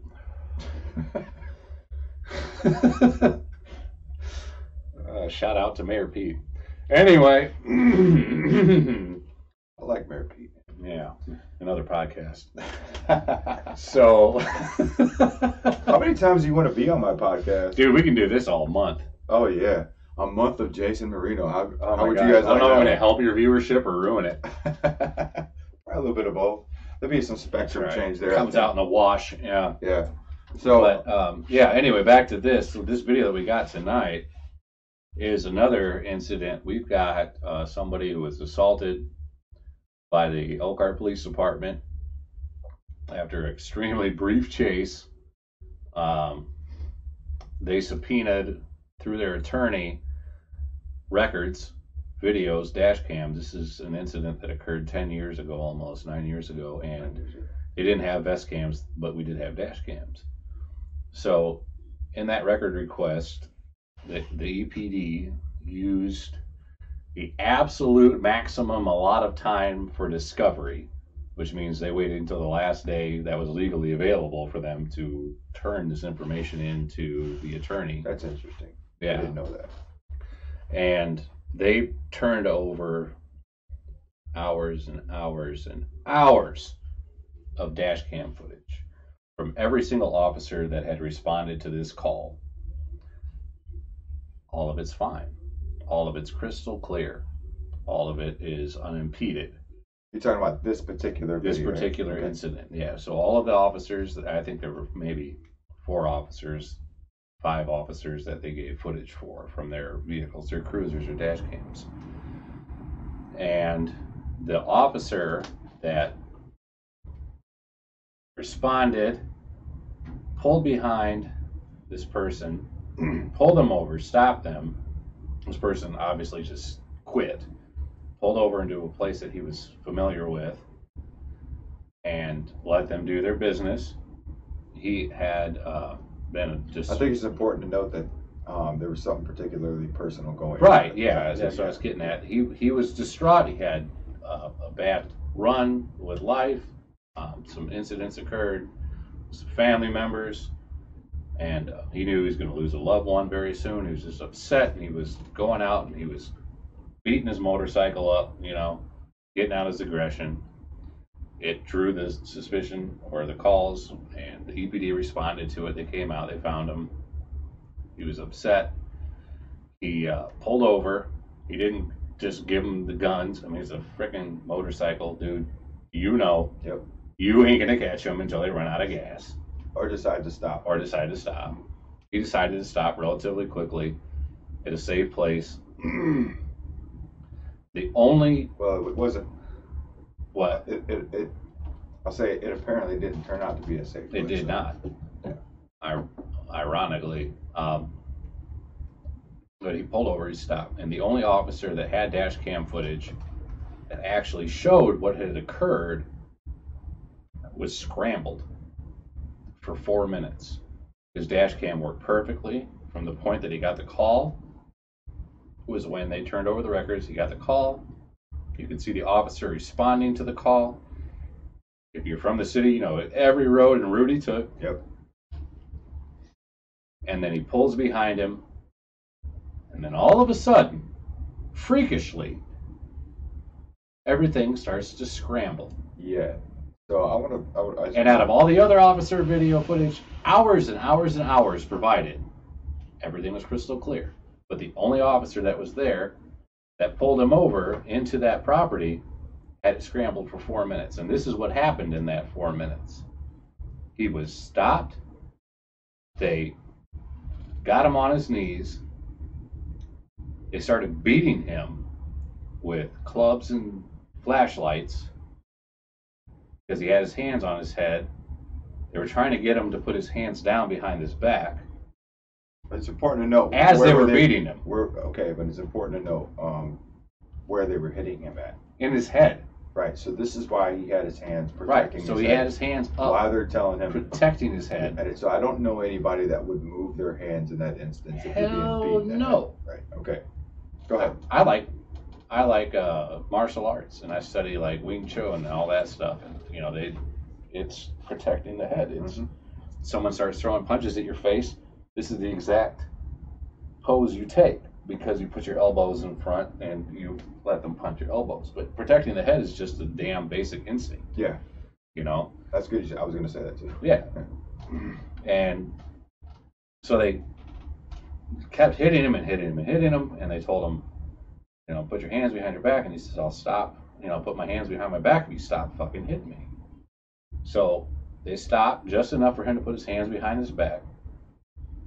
They handcuffed him, and then they continued hitting him in the head with their nightsticks, with their flashlights, and then on top of that, they tased him twice.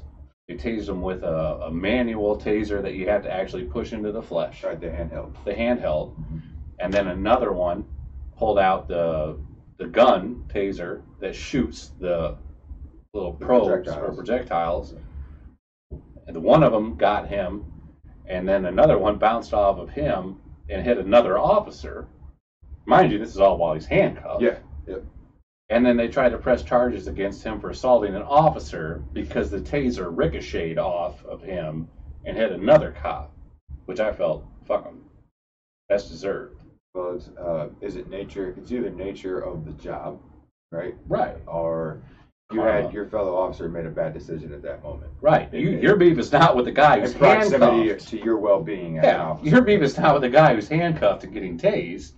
Your beef is with the guy who's tasing a handcuffed person. Mm-hmm. And that's that. But that's the video we wanted to show you tonight. Because it's just unbelievable. And it follows the trend. See you later. Yeah. It follows the trend of Norman Gary, where at the absolute moment of injustice, there's nothing there. And now I think it's important to point out that, as I said earlier, this has happened not just here, but in several other instances across the country where we see the complete breakdown of body cam footage, suspiciously while the. I've seen incidents where police have actually popped the hood on their cruiser and then went up and opened their hood and put the hood prop up to block their dash cams right before they went and fucked somebody up.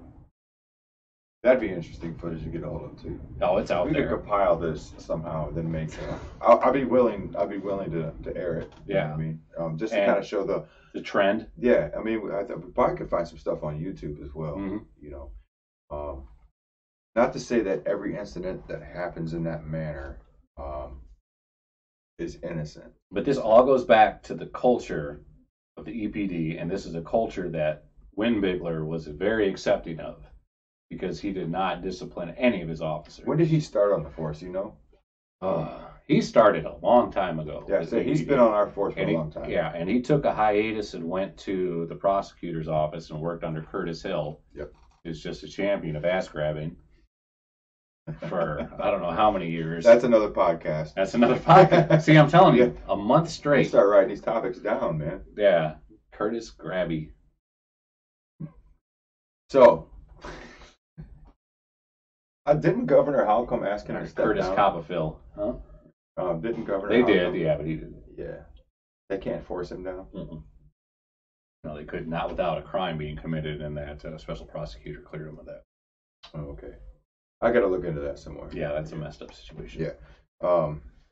Okay, so I think we're going to show you this footage now. Yeah. I said I don't have my producer here tonight, so I'm going to have to kind of... You're going to see behind the curtain a little bit as a little bit. Buttons get pushed. Yeah, as we get going here. So let's take a look at this. Now, we're going to start this video. I got to tell you, we're going to start... When did we decide to start? It was 30 seconds in? Or 30 seconds in, yeah. And what you're missing with that previous 30 seconds is just him driving through downtown. Yeah, this is the previous 30 seconds, he got the call, and you could see him cruise. I think it was up Main Street, Beardsley Street to Cassopolis Street. Yep. Okay, I just want to make sure that they know that's exactly the setup what we're looking at. If you really want to see it, let us know, but that's just some boring filler.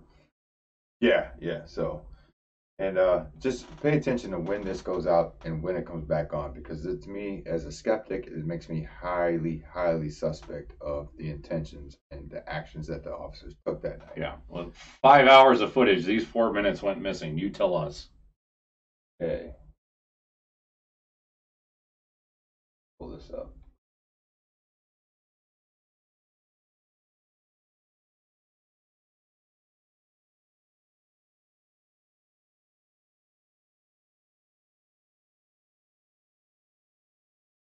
I muted us real quick. How do you know that that's playing on your thing?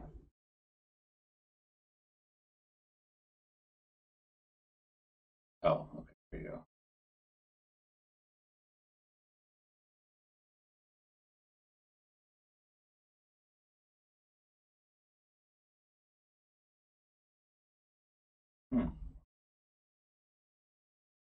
Bear with us. There are some serious technical things going on right now.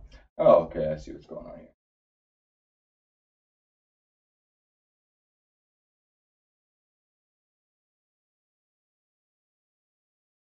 We're still muted, so if you want to unmute us, just...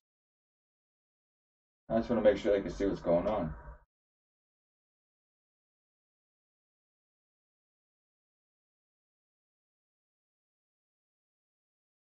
For some reason, it's not bringing it up.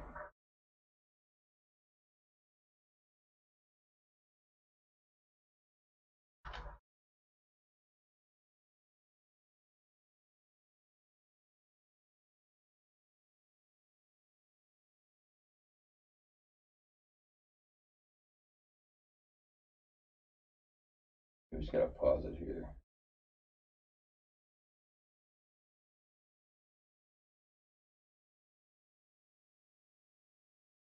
Okay.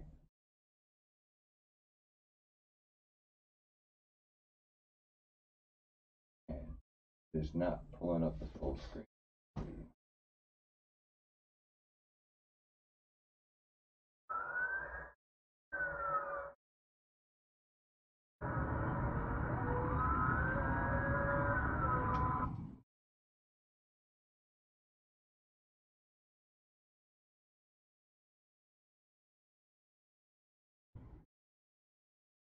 Yeah, for some reason we're not pulling this up. I'm going to unmute it. Yeah, for some reason we're not pulling this up. Let's see if we can do this. Don't worry, if we have to stick a laptop in front of the screen, we're going to get it to you right now. See if you guys can see that. Okay. Okay. Okay, so here's the little behind the scenes that you can't see. So hang on just a second here. Okay. And let me pull this back just a little bit. Let's watch what happens here, guys.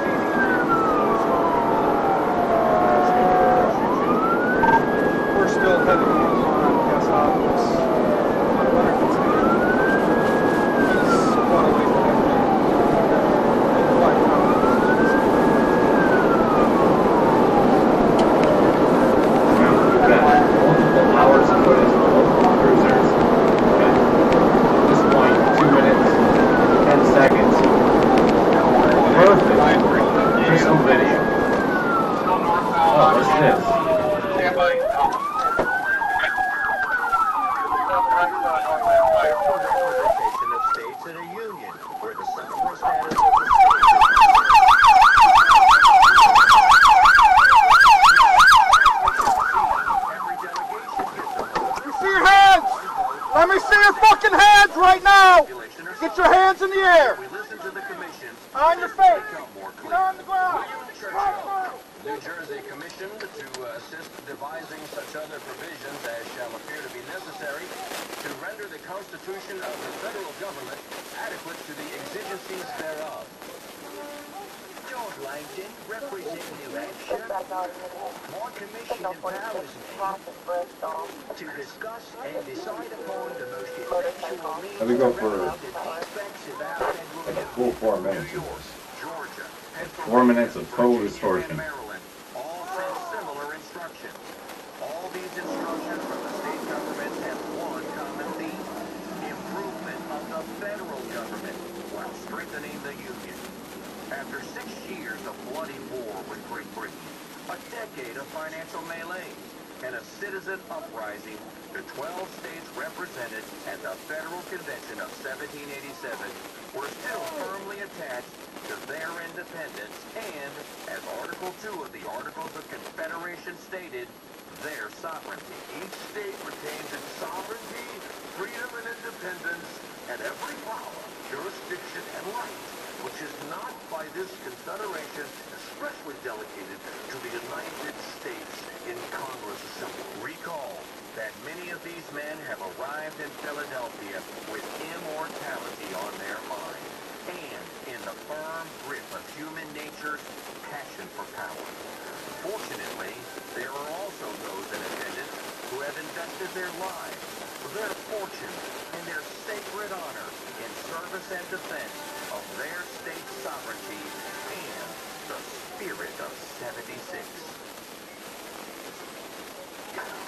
General Washington brings the convention to order, and James Madison asks that rules be adopted to govern the proceedings, which, if observed, will allow this among them that the convention's journal not be copied, that only deputies may view the journal, and finally, that nothing that was spoken in convention be published until the convention has adjourned. Having achieved a measure of... Okay, at this point there's like another minute or so. In the plan some of its deputies have for it can now proceed.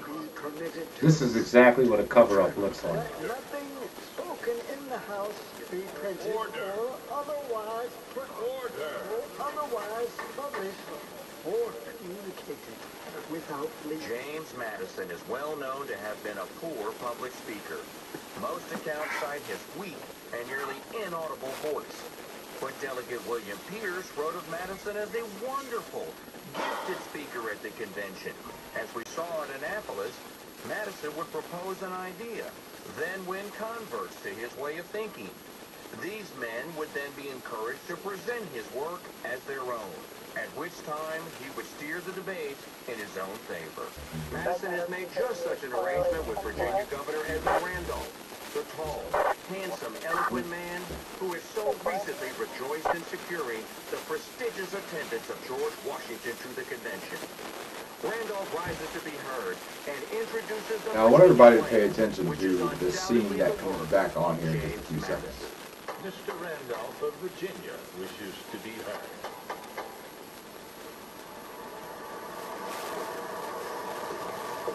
Thank you, Your Excellency. In the company of such great men who are in attendance and in recognition of those who are not, I humbly submit my I want everyone to think about of our union and being in the situation forgiveness where all you've done deficiencies is speed. of my proposals for resolution. Yet this burden And is the only evidence as it was also of this meeting of these cops cracking your skull in and tasing you it is then has been distorted. And keep in mind that at the end of this, the only charge they ended up charging him, they took him in on several charges. The only one they ended up actually charging him with is speeding. So here we are, we're back. Now you see the officer standing on a bike. Obviously the guy has taken his time to, he pulled his bike over. You've seen that before the camera went off. He voluntarily pulled his bike over. The bike is on his kickstand. Right, so there wasn't like a toss down and he got off all aggressive. You know, he obviously was thinking about what he was doing. He turned himself in. Yeah, turned himself in. Randolph gathers his thoughts and continues. In the eighth, resolve Okay, that the executive go ahead and stop the video here and get back to of the National where we were Judiciary at. ought to compose a council of revision with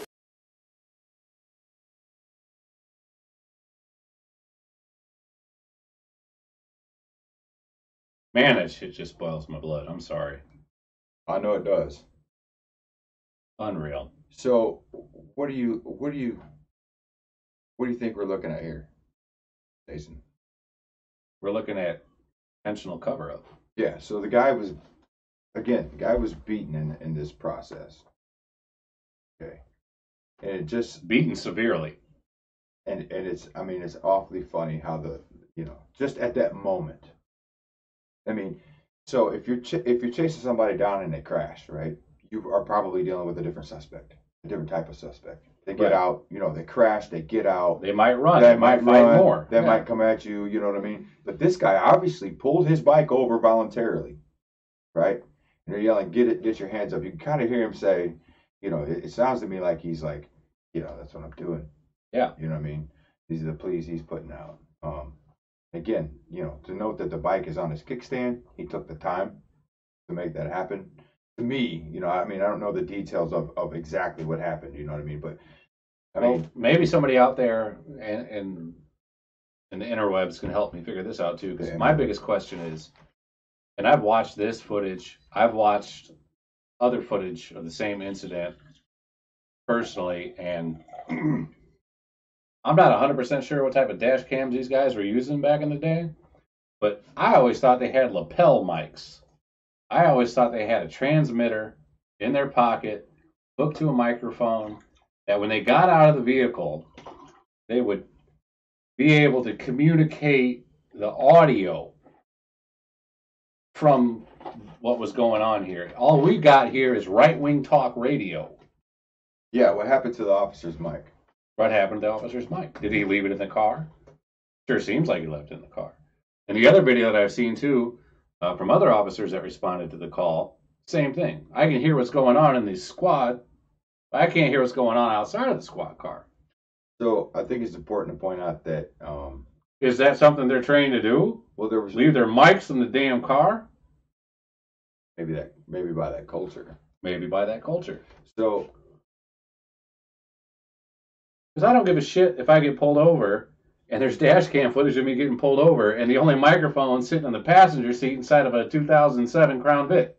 Is that normal procedure? I don't know. I don't think it is. When you pull over, if you watch Cops, well, okay, so when you pull over, I just wonder. I watch Cops. Well, yeah, I mean, I hear what's going on outside of the squad car. Yeah, but I'm not listening. Is it normal procedure when you pull somebody over for speeding like that, right? Is it normal procedure to jump out of your car with your weapons drawn? Oh, maybe. I don't know what the SOPs are for them. So if anybody can enlighten me to that fact, that'd be fantastic. That'd be helpful to know, because I need to understand exactly what the process is for that to make a good judgment on it. But I know the guy that was in this video, and I tend to believe the things he's saying. He's even alluded to the fact that he has suffered afterwards from that dramatic interaction. Well, yeah, mentally, mentally and physically. The physical abuse has caused memory loss, short-term memory loss issues. In addition to the PTSD, anytime when you're involved in an incident like this, and you have a normal day, you're going about your business, you're doing your thing, and some interaction that you've created, or some interaction you haven't created, causes, cherries and berries to come up in your rearview mirror. You have a different physiological response to that. You don't have like a simple psychological, you have a physiological. Your adrenaline kicks in, your fear kicks in, you become panicked, you're concerned, you're scared for your safety, your well-being, your life. Any one of those blows that caused the soft tissue brain damage that created memory issues could have been the blow that killed you. Yeah. And you go through all that, you relive it. It is post-traumatic stress disorder. Yeah, and I just want to point out that even going over the footage tonight, before we started the podcast, while he was here with us, he kind of confided to me that it really brought back some terrible feelings that he harbors over this situation. Right, and either he's a Academy Award-winning actor, or he's able to control his blood pressure and his pupil dilation, and it's there. Yeah. And you could feel it. Yeah, absolutely. That's kind of why I wanted to point it out, because to think about the after effect of a one bad decision, right? Which I think we've laid out. Oh God, I sped. Yeah. Oh no. Dude, I sped on the way here. I don't want you, What, get my brains beat in, get tasered while handcuffed? Well, yeah. I definitely don't want that. I don't wish that on anybody. But when you see stuff like this, even if you want to deny that stuff like this goes on, which I don't think you can any longer. No, it's just too damn convenient, and this is a pattern. Right. Well, now, and that's kind of, now there's the vindication to the problem, where you have, the resignation of Windbigler. Right. And that. Who's still getting paid, I might add. After resignation? After resignation, yeah. You take a resignation position, all Elkhart City employees, I think, under the age of 35 contribute to a fund called PERF. Public Employee Retirement Fund, which is controlled by the state of Indiana. But he didn't retire. Does he still get that pay? Oh, that's going to be, yeah. He'll still get it. It operates under a series of percentages between certain ages, and I'm sure he's age eligible for a high percentage of his PERF. So it's not like he was terminated. It's not like he was disgraced, committed of a crime. He's still getting his money. And Brian Dickerson, the president of our city council, was in the media just the other day talking about how, he's got bills to pay. I don't give a shit. He's got bills to pay because of two reasons. One, he didn't do his job. Two, he's still getting good PERF. Point. Good point. Very good point. That's a good point. If you resign because you weren't doing the job effectively, then should you receive those perks from apparently doing that job. Like, you only get those perks from doing that job, and if you haven't done that job effectively or correctly, or even if you've done that job with corruption, he's still going to cash that check every damn month. Should he receive that? If you don't think you should receive that, I encourage you to write your council, to write your mayor, and contact him. State senators and your governor, because that's where the ultimate power lies in this particular situation. But yeah, he's getting paid. I ain't worried about him. Shit. And this is just point out. This is just one incident that we were able to bring you footage of tonight. And I've got others. And hopefully we can put those together. I'm really interested in putting something. There was a scheduling conflict with another person who has more footage. This is just the beginning, folks. And I encourage other people to reach out. We've got the climate to do this. We've got supportive reporters ready to listen and talk and do the digging and the research that you might not have felt comfortable to do. But ultimately, what we have now, this is the time we have been able to successfully expose the culture of criminality within the Elkhart Police Department, of excessive abuses. And if you've been a victim of the Elkhart Police Department's abuses, you need to step forward and share your story. We need you to come forward. There are other people doing it. You've got evidence of it. That's fantastic. That's the best. We explicitly want to hear from you. We'll get this to the appropriate channels. We will help you. I've got a lot of experience as an activist. I know civil rights attorneys all the way down to Indianapolis within the region. Interested in having a conversation with you. I've got reporters that are informed and well aware of the situation that's going on right now, and they're going to be able to use their investigative powers to help bring a light to this situation that we're dealing with here. You're not alone. I've been a victim of it. My friends have been a victim of it. My other friends have been a victim. Everybody I know, for the most part, has got a story. The whole damn community. Yeah, because even if you're not the guy, or the woman or whatever that's getting beat, right, or is being systematically punished for no reason, basically, right? Yeah. Unfair punishment. So even if that's not you, this still affects you because it goes on. Because it might be you next. Yeah, it goes on within your community. I mean, and if you're the type of person that doesn't care about what goes on in your community, well, you just wait. Yeah, it's going to be you. Well, it's the same thing, someone you love. With the nonprofit, when you get this pushback against what addicts are and how addiction works. And a lot of those people haven't had to experience that firsthand. And they don't try to understand it until it's on their doorstep. Right, until you get the call. Right, so this is kind of the same thing. Yeah, your son, your nephew. Yeah, niece, daughter. I didn't know she had a problem. Niece, nephew, not married niece. All right, I'm not saying West Virginia. Yet. So, well, you wanna go to Facebook? You wanna say some more real quick before we go to Facebook and do some Q&A? Or no, I'm ready for the Q&A. I mean, I'm really curious to see what people have been saying. We got quite a few comments here. I'm looking. Well, let's go to it. I'm gonna scratch my ear here on camera because I don't care. Man, these headphones make my earlobe sweaty and my ear canal sweaty. Yeah, so when I tried to do this live, when we were live the other night, I was live the other night. Yeah. We were all kind of talking. I didn't have the luxury. Oh, let's see if this is gonna pull up for us. Good. I can't see the slide bar. There we go. All right. So let's go back up to the top and see if there's anybody up here. Yeah, let's start at the 56 comments, dude. That's not bad. Yeah, let's see what we can do. Yeah.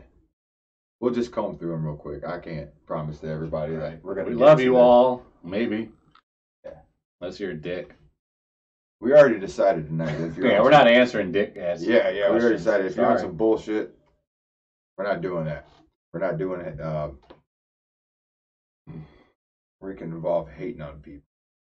I'm trying to be nice, and it's very, very much so against my nature. Yeah, how many people were worried about me platforming you? I'm not gonna say any names. I got some pushback for that. I said, "No, man, me and Jason have a different type of relationship." Every day, man. You're the second person I swear to God, you're the second person today who told me, somebody I know told me not to give you bandwidth of any nature. Yeah, I know who that person is, don't You might, I don't know, but like I said, it just happens so much. I don't care. Here I am. I? Kisses. All right, can we scroll down? Okay, we are at the top. Okay, let's see what you guys are talking about. I hear you up. Didn't carry. Oh, they're talking about the Narcan. Costing lives. Well, I mean, okay, so Terry, I hear you, but they said the police are costing lives because they don't carry. False, I didn't say that. Or something along those lines. Okay, it's been a few minutes. Right, okay, so no, I didn't say that. What I said was you have a better chance of securing lives if you have a life-saving medicine on you, right? And the idea behind that is you can't get people to treatment if they're dead, right? There's no other chance to save their lives. So keeping people alive is important. And if you disagree with that point, I think you're a piece of shit. Next. Not saying you're a piece of shit, Terry But Walsh. if I'm you just saying disagree, if you disagree that saving lives is a good thing, I don't think there's room for you in this society. I'm a very humanistic person, and I love people, and I even love people when they're being assholes. So the important thing to remember about addicts before we go on a little further here is that addiction doesn't stop people from loving the people that they loved previously. not at all. Not at all. It just changes how they love. Okay, so we're not talking about something here that is debatable. Okay. Scrolling. Yeah, they did. They said something along the lines. Name some good ones. I don't get that either. Yeah, I'm not really sure what he's talking about. Sorry, we lost the context because we're on a massive delay. Yeah. So let's see. Oh, Jesus. Let's just not answer anything from Terry Walsh. Well, I'm going to push back on this statement. So this guy says, look at these little gangbanger teenagers shooting at each other and killing each other on the south side. So look at these crazy white people shooting up fucking movie cinemas. Well, let me push back on that a bit because sorry, I'm losing my shit. I love you. Okay, well, I'm going to give an example. Is you had two white teenagers on the north side of town who met to do a drug deal in Menard's parking lot. One kid ended up shooting the other. Okay? Yep, killing him. So this is not a south side problem necessarily. Okay? Yep. Or that woman that killed her own kids right behind the police department. That is a false narrative. You need to understand that. If you're going to look at something like this, you have to look at the whole spectrum. You can't just narrow it and say, oh, it's these little gangbangers. Okay? Because the majority of people that actually die at the hands of white radicalists. Okay? So that's just a fact. Look it up. And I agree. That is 1.5 white men agreeing on it. 1.5. I love it. PJ, I'm so glad PJ joined us. Love you, bro. I can't wait to have him on the podcast. He's an awesome guy. Funny too. Naloxone, let's go. Funny looking. Gangs. Naloxone. Anne Maria Naloxone. I'm not sure what you're saying there. She's talking about the kids. Yeah. Outside. Yeah, keep scrolling. Hey, there's Mishler. Vote. That was our conversation, wasn't it, Aaron? Vote. It's so important to vote. I don't know what. Terry Walsh can just pound sand. Yeah. I don't even know who you are, and I don't like you. I'm sorry. I'm sorry. This whole thing is supposed to be built upon civil discourse, but I'm just like, wow, who are you and why are you here? First is worse. Yeah, it's just everything that says Terry Walsh, we skip. Yeah, I think we're gonna. Sorry, man. I really wish you would have responded in a different manner because I'd really like to address whatever. Oh, I love to engage people that are respectful and competent. Yeah, so we're all about civil discourse here, and the minute you start, trying to be negative, like blacklist, you've lost the debate. So, moving on. It seems like PJ kind of screwed with that.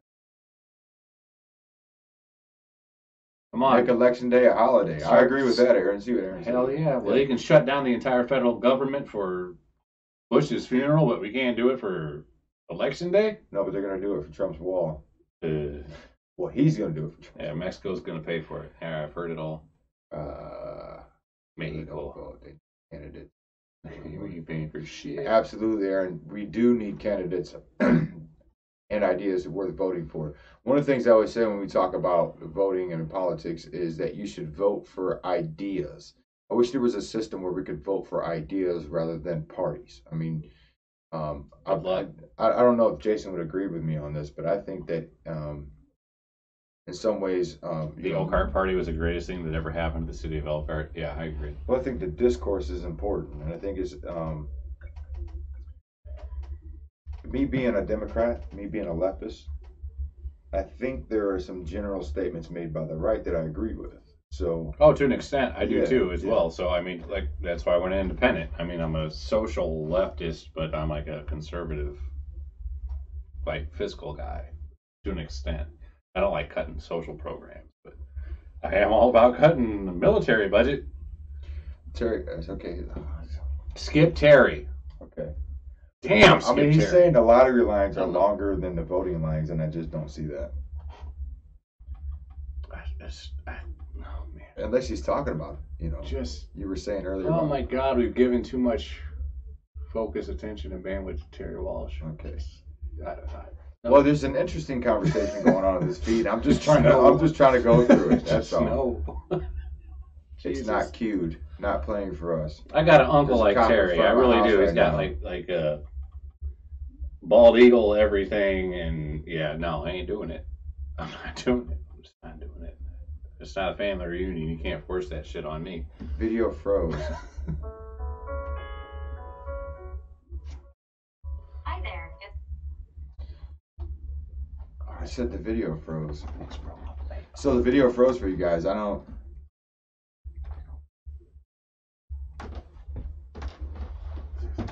We didn't see anything.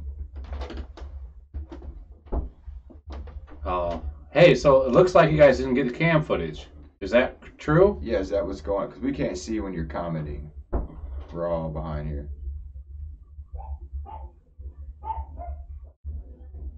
Okay. So we need to know. You guys didn't see the footage? We can do. I apologize to anybody who's been watching tonight. We're trying some uncharted territory with the AV stuff.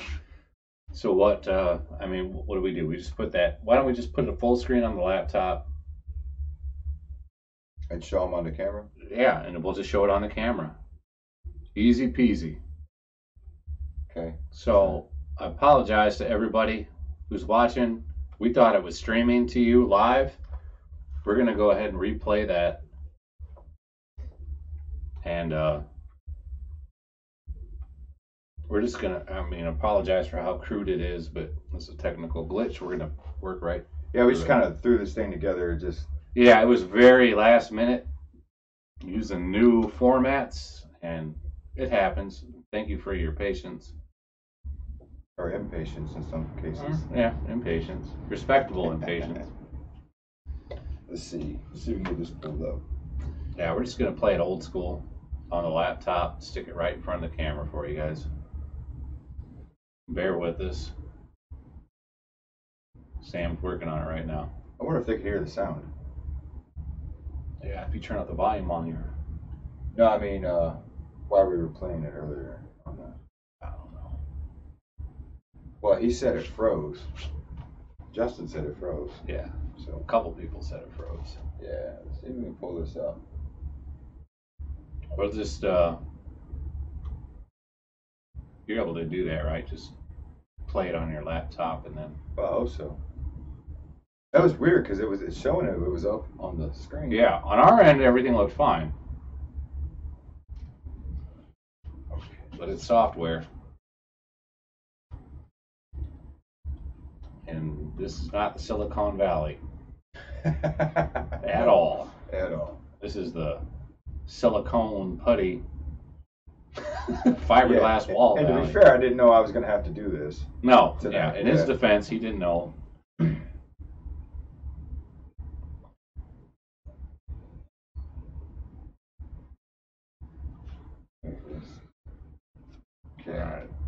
Let's see if we can. Give me a second. We're gonna turn this around. Hopefully you guys can see this. Okay, just hang tight, guys. Let's move this over here so I can get this up. That's so weird that it didn't play like that. Yeah, that's messed up. Sorry. We really thought it was playing just fine.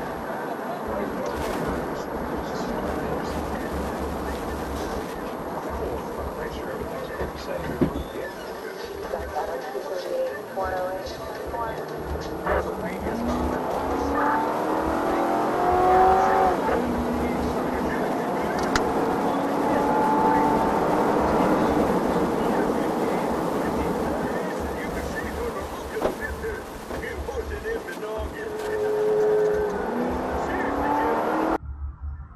Oh, it's What?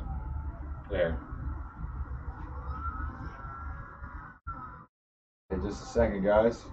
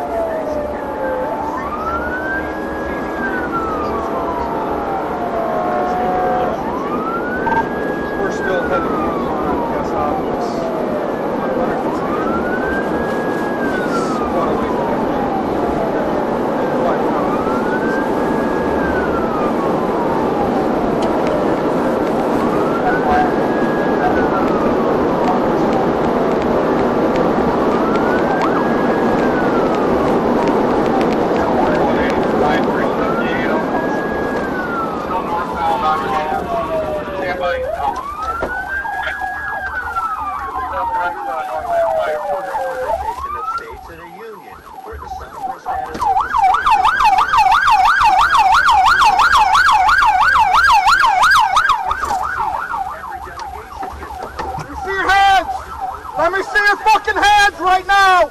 Get your hands in the air! On your face! Get on the ground! New Jersey commissioned to assist devising such other provisions as shall appear to be necessary to render the Constitution of the federal government adequate to the No, they can hear it fine. They can hear it. Yeah. More commission to discuss and decide upon the most effectual means to remedy offensive acts.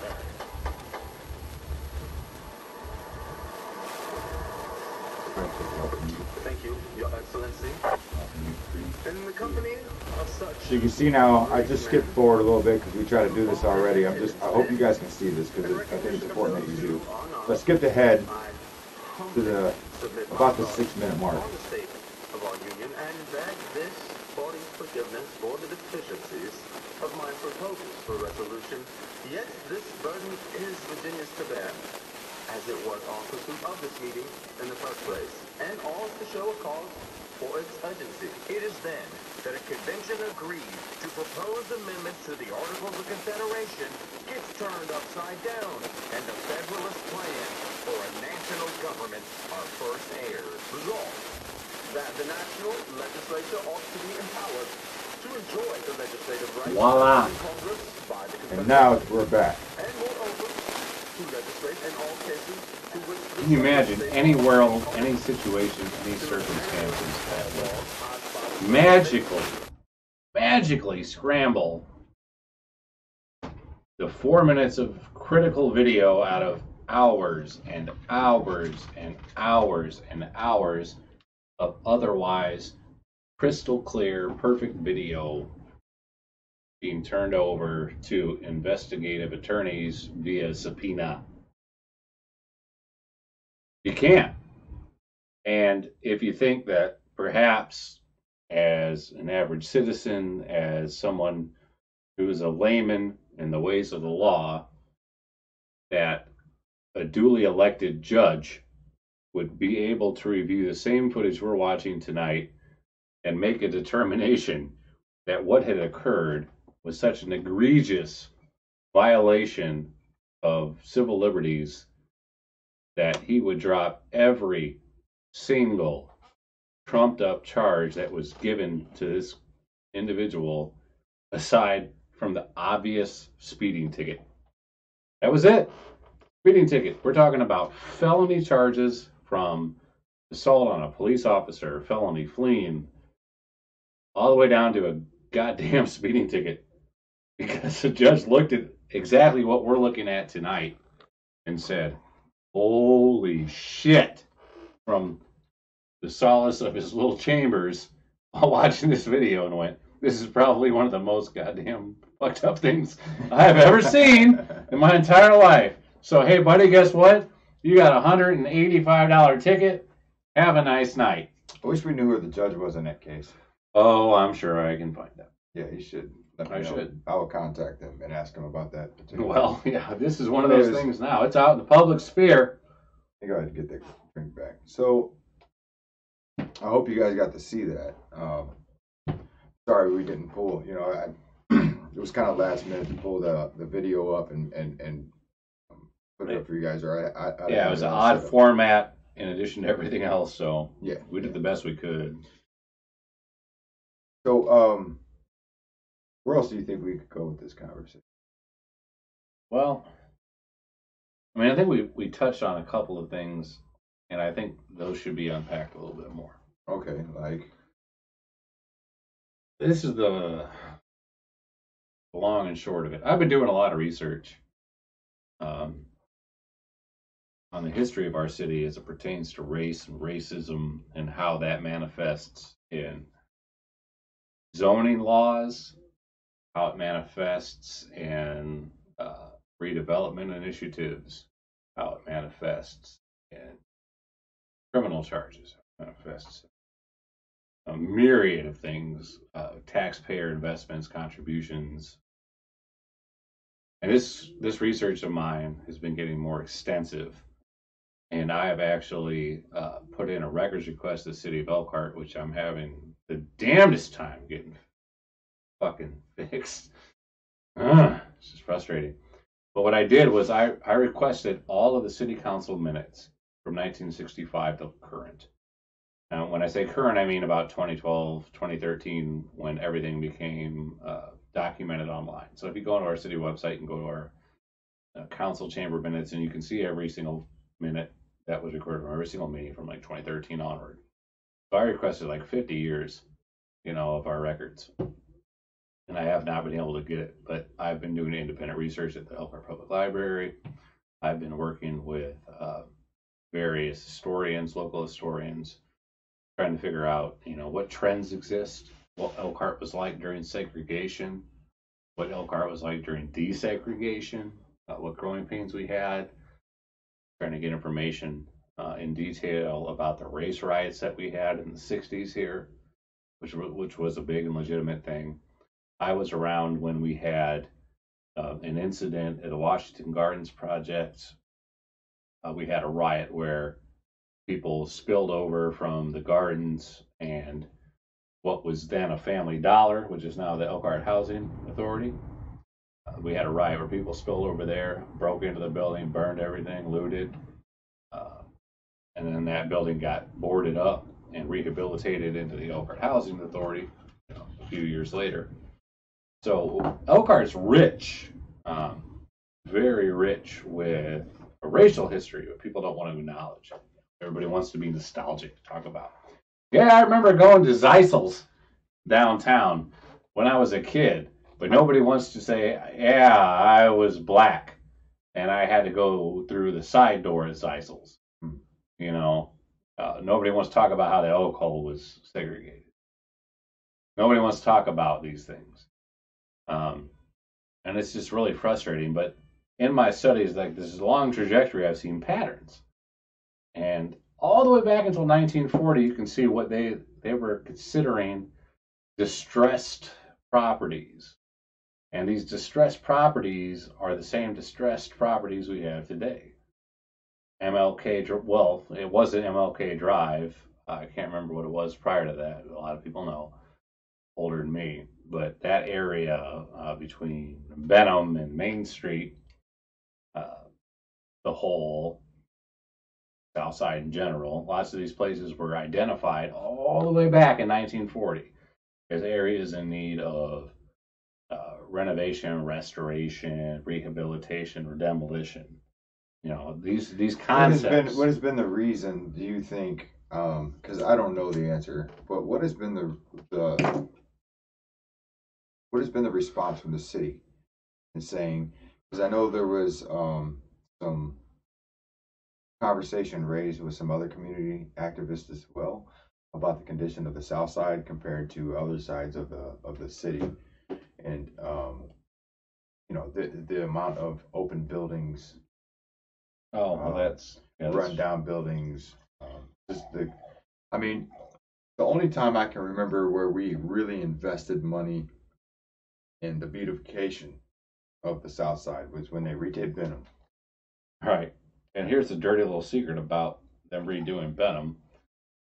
Apparently that there's infrastructure issues that are outstanding that require tens of millions of dollars of taxpayer money to do, and they're just not doing to do it. I think I heard, I can't remember the figure, I wish I could remember, and I'm sorry guys. I'm just so swamped with data. Between the Benham Underpass and Lusher Avenue, Lusher and Hively, I can't remember. It's if you live in Elkhart, you always get those two roads mixed up. Yeah, it's an obscene amount. I think it's like $80 million to restore all the buildings, to restore that roadway. Oh, okay. Properly. Okay. Sewage, infrastructure, all of that. It's not just a simple, we're going to grind off the top layer of pavement and put asphalt down. Right. We got to gut the shit out of it. Yeah. It's like $80 million. This is not going to happen. And the south side of Elkhart has been systemically destroyed in the name of progress. Indiana Underpass. Indiana Underpass, we had a thriving business area there. We had a used car lot. We had a lube shop, like a 5-bay lube shop. We had a 3-story beautiful building with mixed use, residential on top, retail on the bottom. And when the underpass got put in, they demolished all of those buildings. Yes. And then proceeded with except for the church. Right. Except for the church. No, that was the Prairie Street overpass. Prairie Street overpass, they destroyed a Mexican business. Oh, so you're talking about the jog. Is that what you're talking about? No. So the Indiana Main underpass goes down, and the Prairie Street overpass goes up. Right. And at the Prairie Street overpass, they destroyed one Mexican business that relocated successfully, El Rosal, that relocated successfully over to Hively in Maine at the old Ace Hardware store. But they destroyed, 11 houses in the process there. The entire Washington Gardens project in the 60s, or early 60s, was a thriving residential area with mixed business usage. So we had a lot of retail, minority-owned businesses, think Black Wall Street, if you need a reference, gone. Boom, eminent domain. Housing Authority came in, wiped out all those things, and threw in 300 housing projects. There's a lot of stuff that I don't know. Yeah, all of these things have been systemically applied to the south side, but these things are not applied to the north side. Nobody's going into East Jackson. No one's going into Greenleaf. No one's going into Strong Avenue.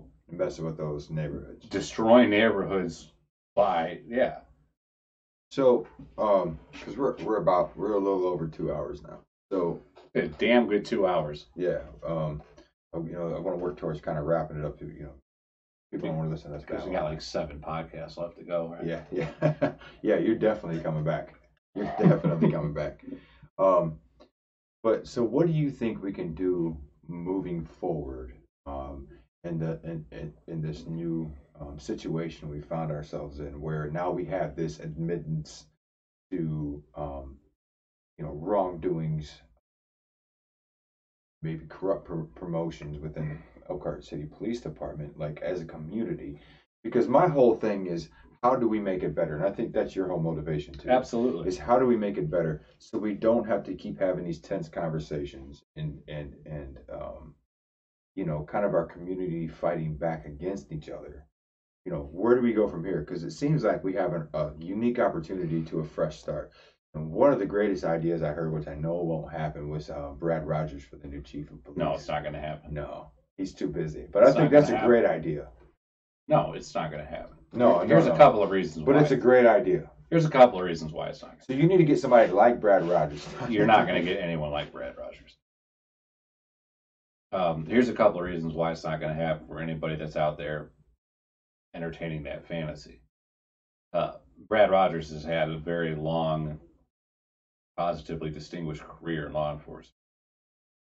And his 2-term run, which is limited by statutes in the state, you can only run 2 terms as a county elected official, was the pinnacle of his career. And it's a different pay scale, for one thing. He gets more money than he would as being the chief of the city. So there's a financial reason behind it. And then the second reason behind I like to think he's deeper than that. So. He is. It's just kind of like a auxiliary Yeah. concern. Something that I thought, I was like, okay, so it would be a pay cut.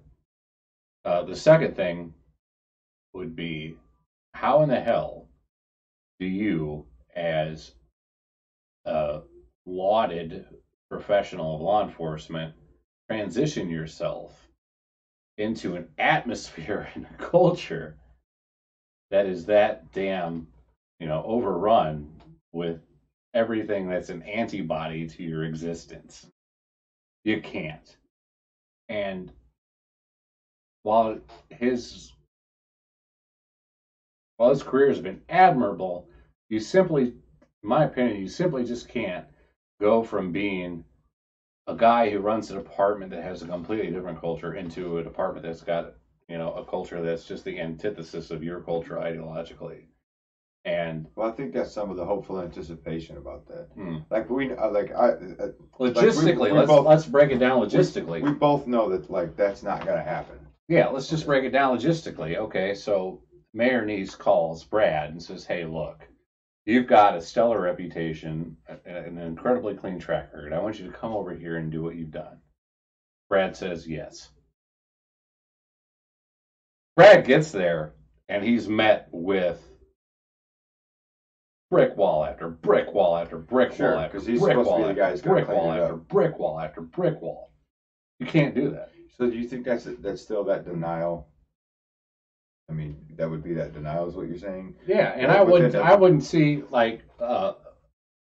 I would not be the least bit surprised to hear of a walkout if they were able to get someone like Brad Rogers in there who pulled everybody into the conference room and said, "This is the situation." So so take Brad out of the situation. If you have somebody who comes in that is kind of like that just wants to do good work, wants to serve his community well, and they come in there, because it sounds like to me you're saying that it's and if I'm wrong, sorry, but that even if we had this good leadership role, that there would be such a backlash to it that it wouldn't work. So I mean, it kind of makes me feel like we're desolate. No, I don't want to say that. I don't want to say it's impossible. So the EPD, when I was a kid growing up, and I was dealing with all the things I was dealing with because of my dad's work, my father used to tell me stories, because I was inquisitive. I had actually pursued a career in law enforcement. I was at the Elkhart Area Career Center, and I took law enforcement and private security classes for almost 2 years. This was something I wanted to do when I was growing up. Because I saw what was going on. I'm like, fuck this. I'm going to go in there and I'm going to knock this shit out. I'm going to go out there and squawk, or I see somebody do it, I'm going to punch him in the mouth. We call that the change the world complex. We all have in our 20s. It's gone. I'm like, I see somebody doing dirt, I'm going to knock them out. Mm-hmm. I'm a slugger, for real. It's just a regular podcast. Welcome to the Gun Show. I'm a slugger. Ask ask around. But You can tell by your posts. yeah, I don't care. Yeah. But that's what I was growing up, and I'm like, all right, I think I can make a change. I can make a difference. But if someone like Brad or anyone comparable to Brad were to come in there, they'd have to have a fucking entourage. They'd have to have, so like Windbigler gets in there and he promotes 34 people, 28 have had disciplinary issues. That gives you kind of an idea of like the construct here. Mm-hmm. I mean, EPD has 155, I think, employees on payroll. 155. If you think you're going to be one man that just walks into there and changes things, you're a lunatic. You're an idiot, and you might get killed. So give me some hope. Here's the hope. Couple things. One, I think Nice is going to lose the election. I think Nice is going to get primaried. He's had blowback from the council president and his goons. That's all they are. He's going to get blowback. He's going to get primaried. He's already weakened from the scandals with the EPD. He's already weakened from the scandal with the Tolson Center. He's going to lose just enough base that a Democratic contender is going to be able to walk in there, especially after a primary. Which really sucks, I think. I mean, And not knock 'em out. not that having a Democrat would be a bad thing, but I think, when Mayor Nice walked into office, I mean, he had high hopes, and he thought he was going to change the world. He was going to do things. He did change something. Yeah, well, he put me on the housing authority, and that changed something. But then he put Michelle Kovach on the president of the board for the Park and Recreation Department, and she attacked Tolson like a rabid boll weevil. And now she's out because she just got popped again for her, I don't know, it was a habitual traffic violator, multiple driving while suspended. Oh, okay. The damn cops came to her house and arrested her ass. And that's his appointment. So he made some good appointments. And he made some horrible appointments. Yeah, well, sure. I mean, I know he worked here years ago in this community, and he's done some work for this. What was he before? Was he representative? I think he was a state rep, yeah. Okay. That dude has been on the public dime since he was 18 years old. Nice? Yep. Really? 18 years old. One of his first jobs was a chauffeur for one of our governors. And after that, every single job he's ever had has been taxpayer-based funded. That's not necessarily a bad thing. It's not, but it also alludes to the fact that he understands how the pay-to-play, I really liked his quid pro quo approach. shit works. Well, I really liked his approach to the homeless situation over there in Tent City. It was a lot better. It was than what better. they did in South Bend. It was better than Pete Buttigieg. It's a lot better than what they did in South Bend. Mayor Pete sucks. And Mayor Pete that sucks. says something about Nice, man. And It does. I don't want to discredit him. I'm not going to say he's all bad at all because I'd be a liar. Yeah, he's a good guy, I think. But he's done some bad stuff. Politics will do that to you. It will. Yeah. It really will, especially after 50 years of being in them. Yeah, I mean, no, not on me, no. Oh. We're getting ready to wrap up here, though. That's cool. So, let's go. But there is hope. If someone like Brad comes along and he's given the ability and the bandwidth to bring critical employees along with him, we can do this. We can do this, but it's also going to include a public component, a public statement, a public mantra. It's going to include better civilian oversight. Right now, my father's work is a joke, and it pisses me off to no end. My father put that Board of Public Safety together to destroy the negative elements in the EPD, and it did a damn fine job when he was there, because the clowns that existed were scared of him.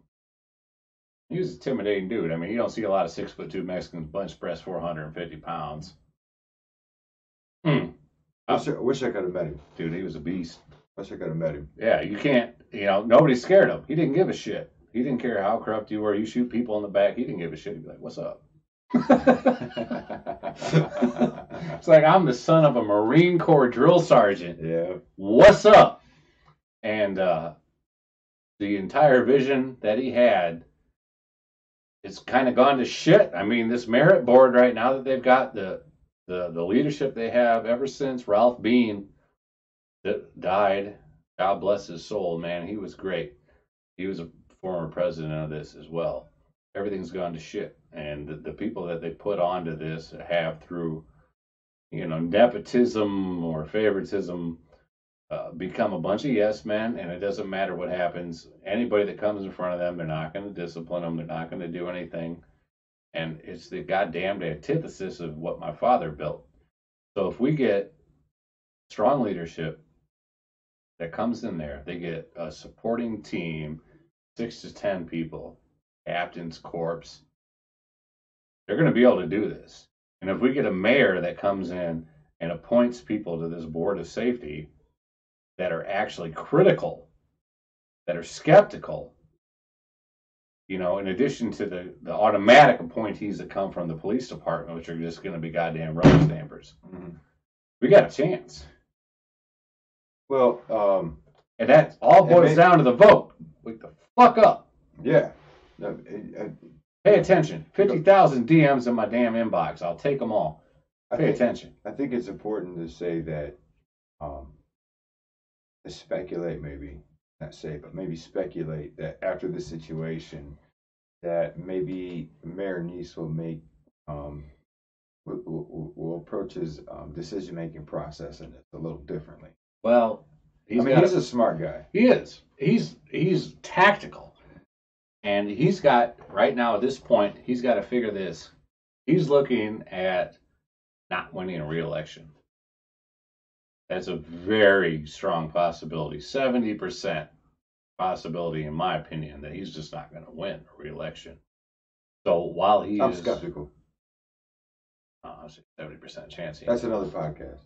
I'm really good at this. That's a theme for tonight. Like Nate Silver is my idiot step study. Like, I beat him on Trump. I knew that was coming too. That moron didn't. Anyway, Nate Silver, suck it. He has got a real struggle, because let's just assume that he might even operate under the assumption that he might not win. Okay, let's just say he appoints somebody, and in the city of Elkhart, historically, I don't know how many department heads there are now. I think there are like 16 department heads, all at the behest of the mayor, all handpicked, including the chief, director of human relations, director of boarding and zoning, director of street department, all this shit, all picked by the mayor. And 70-80% of the time when we have a new mayor come in, they politically favor and restructure the entire thing. Like, okay, I owe this person this and that. Congratulations, you're the new director. Congratulations, you're the new chief. Some kind of glad-handing. Oh, yeah, absolutely.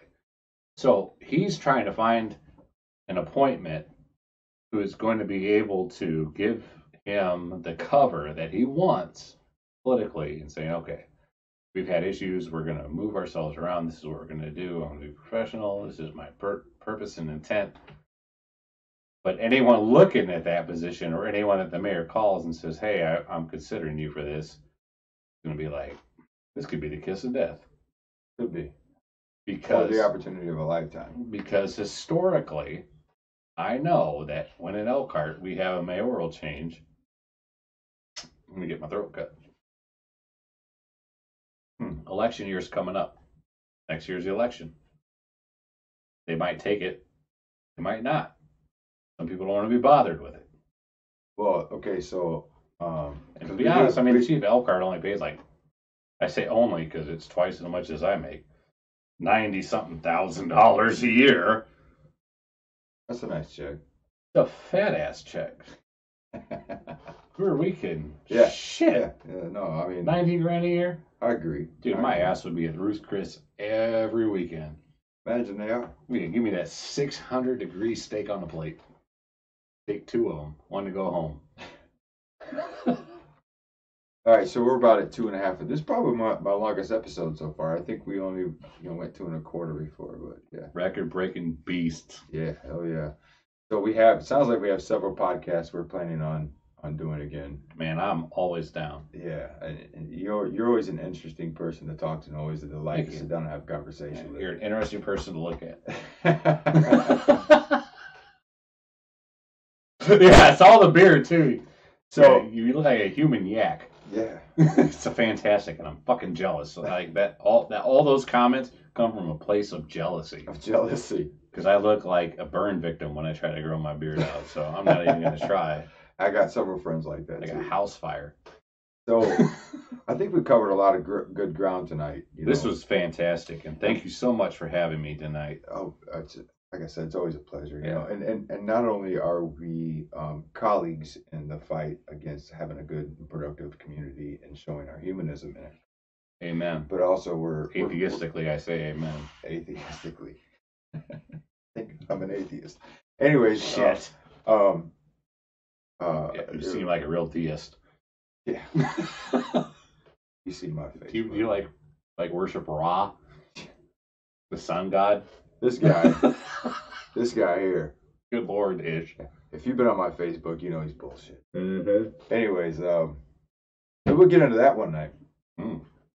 Me and Calvin have been talking about recently how we need to do a podcast about atheism, about religion and its utility. I'm an ordained minister. I have taken a new approach to that. I'm not gonna talk about it tonight, but I've taken a new approach and a new outlook on that, on the utility of religion and human culture. Dude, it's an undeniable tool in our historical aspects. No, it is. It is. We're not. I don't want to get into that tonight because I have Another podcast. Yep, I got a Part 9. I got a bunch of packed up that we went and see Richard Dawkins and Brett Weinstein talk. Yeah. Okay, so and that moment changed my Did you perspective. have a small orgasm? I had an epiphany. I had an epiphany. Equivalent. Yeah, it was like, and I was arguing against my own epiphany all the way there, not knowing that this is what they were going to talk about. Like, not even knowing. It just so happened that me and Calvin talked about this almost all the way to Chicago. We get there, we watch the talk, and I come out of the talk, and I had about 250 questions for Calvin because me and him conversated on that level very, very effectively. And I came to, usually I walk out of those talks. When I watch stuff like that, I'll walk out on the Richard Dawkins side, and I did that night. So that being said, we're going to leave that there and put a pin in it for another podcast. Right on. So without further ado, we got to kind of wrap this thing up. Again, I'm so glad that Jason took the opportunity to come over here and talk to me about this stuff and get on our podcast and kind of go over, because he's been such a huge influence in this conversation. And I feel like Vindication. I feel like he's been vindicated. That's exactly what I was going to say. Washing all over me like waves at the beach. Did you really get golf gloves today? I did. Do you know how to use them? We'll find out. We'll find out come springtime. I'm a worm I killer. got a nice set back there we can put to use. Yeah, I got a chainsaw. I know how to use You're that. a worm burner? For real? A worm burner, dude. Right off the top. Follow the contours. I'm going to make you mad. So, I'm a hell of a beer car driver. again, like I'm so glad that I was able to have you on here tonight, because I feel like I said in the beginning of the podcast, this resignation is somewhat of a vindication of a lot of work that you've been doing. A lot of It is. You can send your checks to me.